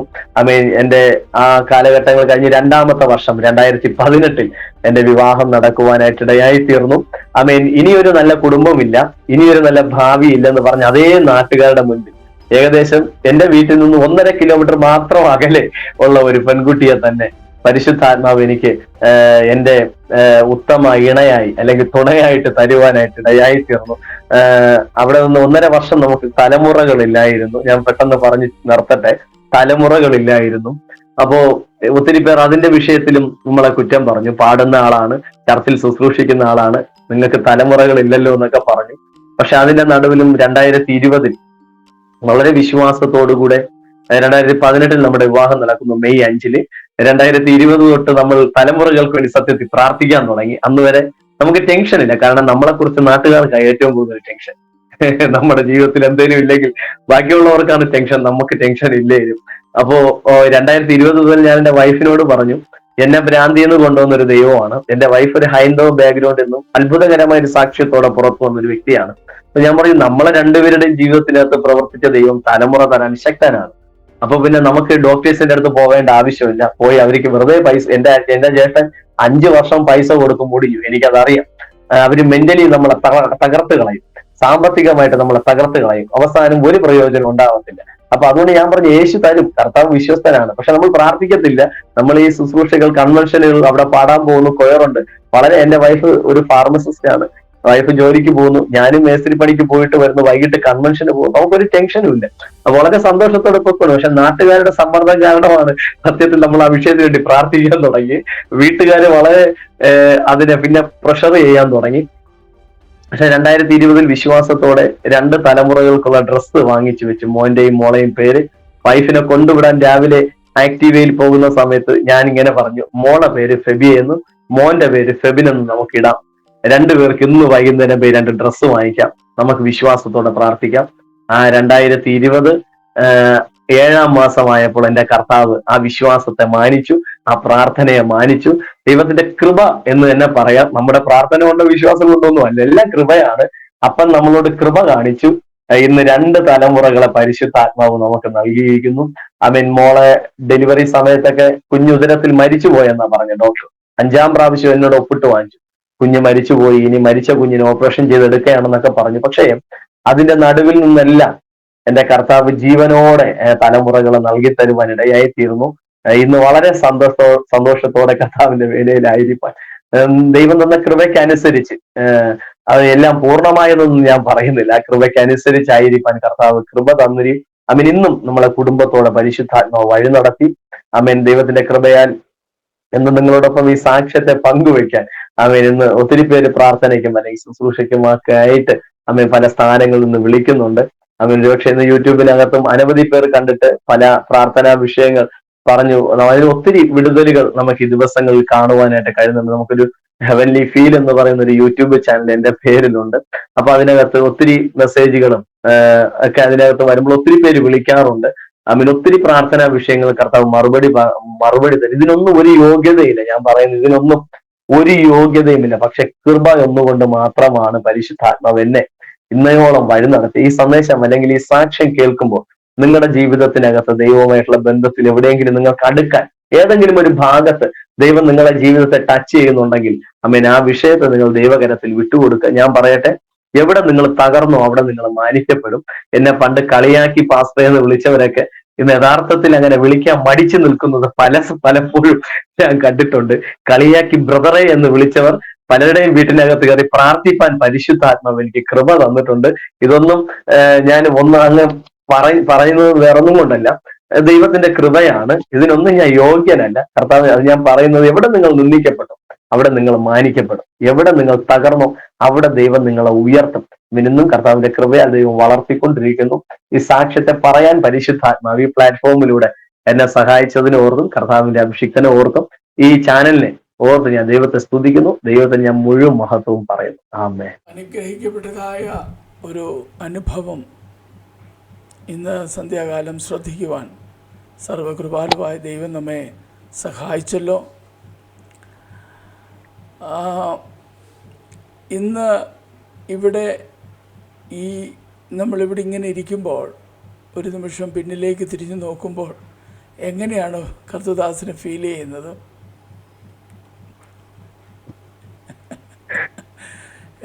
എങ്ങനെ ഫീൽ ചെയ്യുന്നത് ചോദിച്ചാൽ കണ്ണീര് വരും. എന്തോ എങ്ങനെ ഫീൽ ചെയ്യുമെന്ന് ചോദിച്ചാൽ കണ്ണീരല്ലാതെ വേറൊന്നുമില്ല. എല്ലാം ദൈവം എന്റെ ജീവിതത്തിൽ ചെയ്തത് നന്മയ്ക്കായിട്ടാണ്. ഞാൻ അത് എല്ലായിടത്തും പറയാറുണ്ട്. ഭ്രാന്തായതിനായി സ്തോത്രം, മക്കളില്ലെന്ന് പറഞ്ഞ് ഒരു കാലഘട്ടം കുറ്റപ്പെടുത്തിയതിനായി സ്തോത്രം, ഇനിയൊരു ജീവിതം ഇല്ല എന്ന് പറഞ്ഞ് തള്ളപ്പെട്ടതിനായി സ്തോത്രം. ജീവിതത്തിൽ വന്ന എല്ലാ തിന്മയും എന്റെ ജീവിതത്തിൽ ഒരു അനുഗ്രഹമാക്കി ദൈവം മാറ്റി. അപ്പൊ ഇങ്ങനെ ഇരിക്കുമ്പോ കരയാനല്ലാതെ, അത് ചിന്തിക്കുമ്പോ കരയാനേ പറ്റത്തു, അത് ചിന്തിക്കുമ്പോ കണ്ണീര് മാത്രമേ വരൂ, വേറൊന്നും തോന്നുന്നു. നാം സേവിക്കുന്ന ദൈവം എത്ര വിശ്വസ്തനാണ്. കരുതലോട് കൂടെ കരുതുന്നത്. സമൂഹവും ചുറ്റുപാടുകളും നമ്മെ തള്ളിക്കളഞ്ഞാലും നമ്മെ ഒരിക്കലും തള്ളിക്കളയാതെ നമ്മെ ചേർത്ത് പിടിക്കുന്ന ദൈവസ്നേഹത്തെ അനുഭവിച്ചറിയുവാൻ കർത്താവിൻ്റെ ദാസനെ കുടുംബമായി പിന്നെയും കർത്താവ് സഹായിക്കട്ടെ. ശുശ്രൂഷയിൽ വർദ്ധിച്ചു വരുവാൻ സ്വർഗം സഹായിക്കട്ടെ. കണ്ണുകളടയ്ക്കാം, ഒരു നിമിഷം പ്രാർത്ഥിക്കുക. കർത്താവിൻ്റെ ദാസൻ ഒരു നിമിഷം പ്രാർത്ഥിച്ചാട്ടെ. പരിശുദ്ധ പിതാവേ, ഞങ്ങളുടെ കരങ്ങളിലേക്ക് ഞങ്ങളെ പ്രാർത്ഥിക്കും. വളരെ അനുഗ്രഹീയമേറിയ നിമിഷങ്ങൾ പരിശുദ്ധാത്മ ഞങ്ങൾക്ക് തന്നല്ലോ. ഈ സാക്ഷ്യം കാണുന്ന, ഇത് ശ്രവിക്കുന്ന ഓരോ മക്കളെയും ദൈവം അനുഗ്രഹിക്കും. അവരുടെ ജീവിതത്തിൽ പരിശുദ്ധാത്മാവ് എന്തെങ്കിലും ഉണർത്തിക്കാനുണ്ടെങ്കിൽ അത് ഉണർത്തിക്കും. എന്തെങ്കിലും കുറവുകൾ ഉണ്ടെങ്കിൽ അത് അവരുടെ ജീവിതത്തിൽ നിറവേറ്റും. കർത്താവ്, രക്ഷിക്കപ്പെടേണ്ടവർ രക്ഷിക്കപ്പെടും. സ്നാനപ്പെടേണ്ടവർ സ്നാനപ്പെടണം.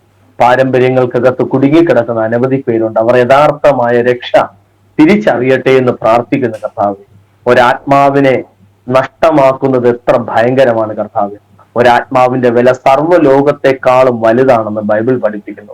രക്ഷിക്കപ്പെടുവാൻ ആകാശത്തിന്റെ കീഴിൽ ഭൂമിയുടെ ഇടയിൽ, ആമേൻ, ഭൂമിക്ക് മുകളിൽ മനുഷ്യരുടെ ഇടയിൽ നൽകപ്പെട്ട വേറെ ഒരു നാമവും ഇല്ലല്ലോ കർത്താവ്.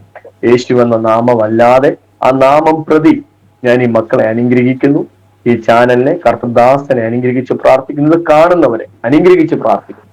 അവരുടെ ജീവിതങ്ങളിൽ അത്ഭുതങ്ങൾ നടക്കട്ടെ. അനവധി പേർ ഇതുമൂലം രക്ഷിക്കപ്പെടുവാൻ കാരണമായി തീരട്ടെ എന്ന് പ്രാർത്ഥിക്കുന്നു. അങ്ങയുടെ കരങ്ങളിലേക്ക് ഏൽപ്പിക്കുന്നു. യേശുവിൻ നാമത്തിൽ തന്നെ. ആമേൻ.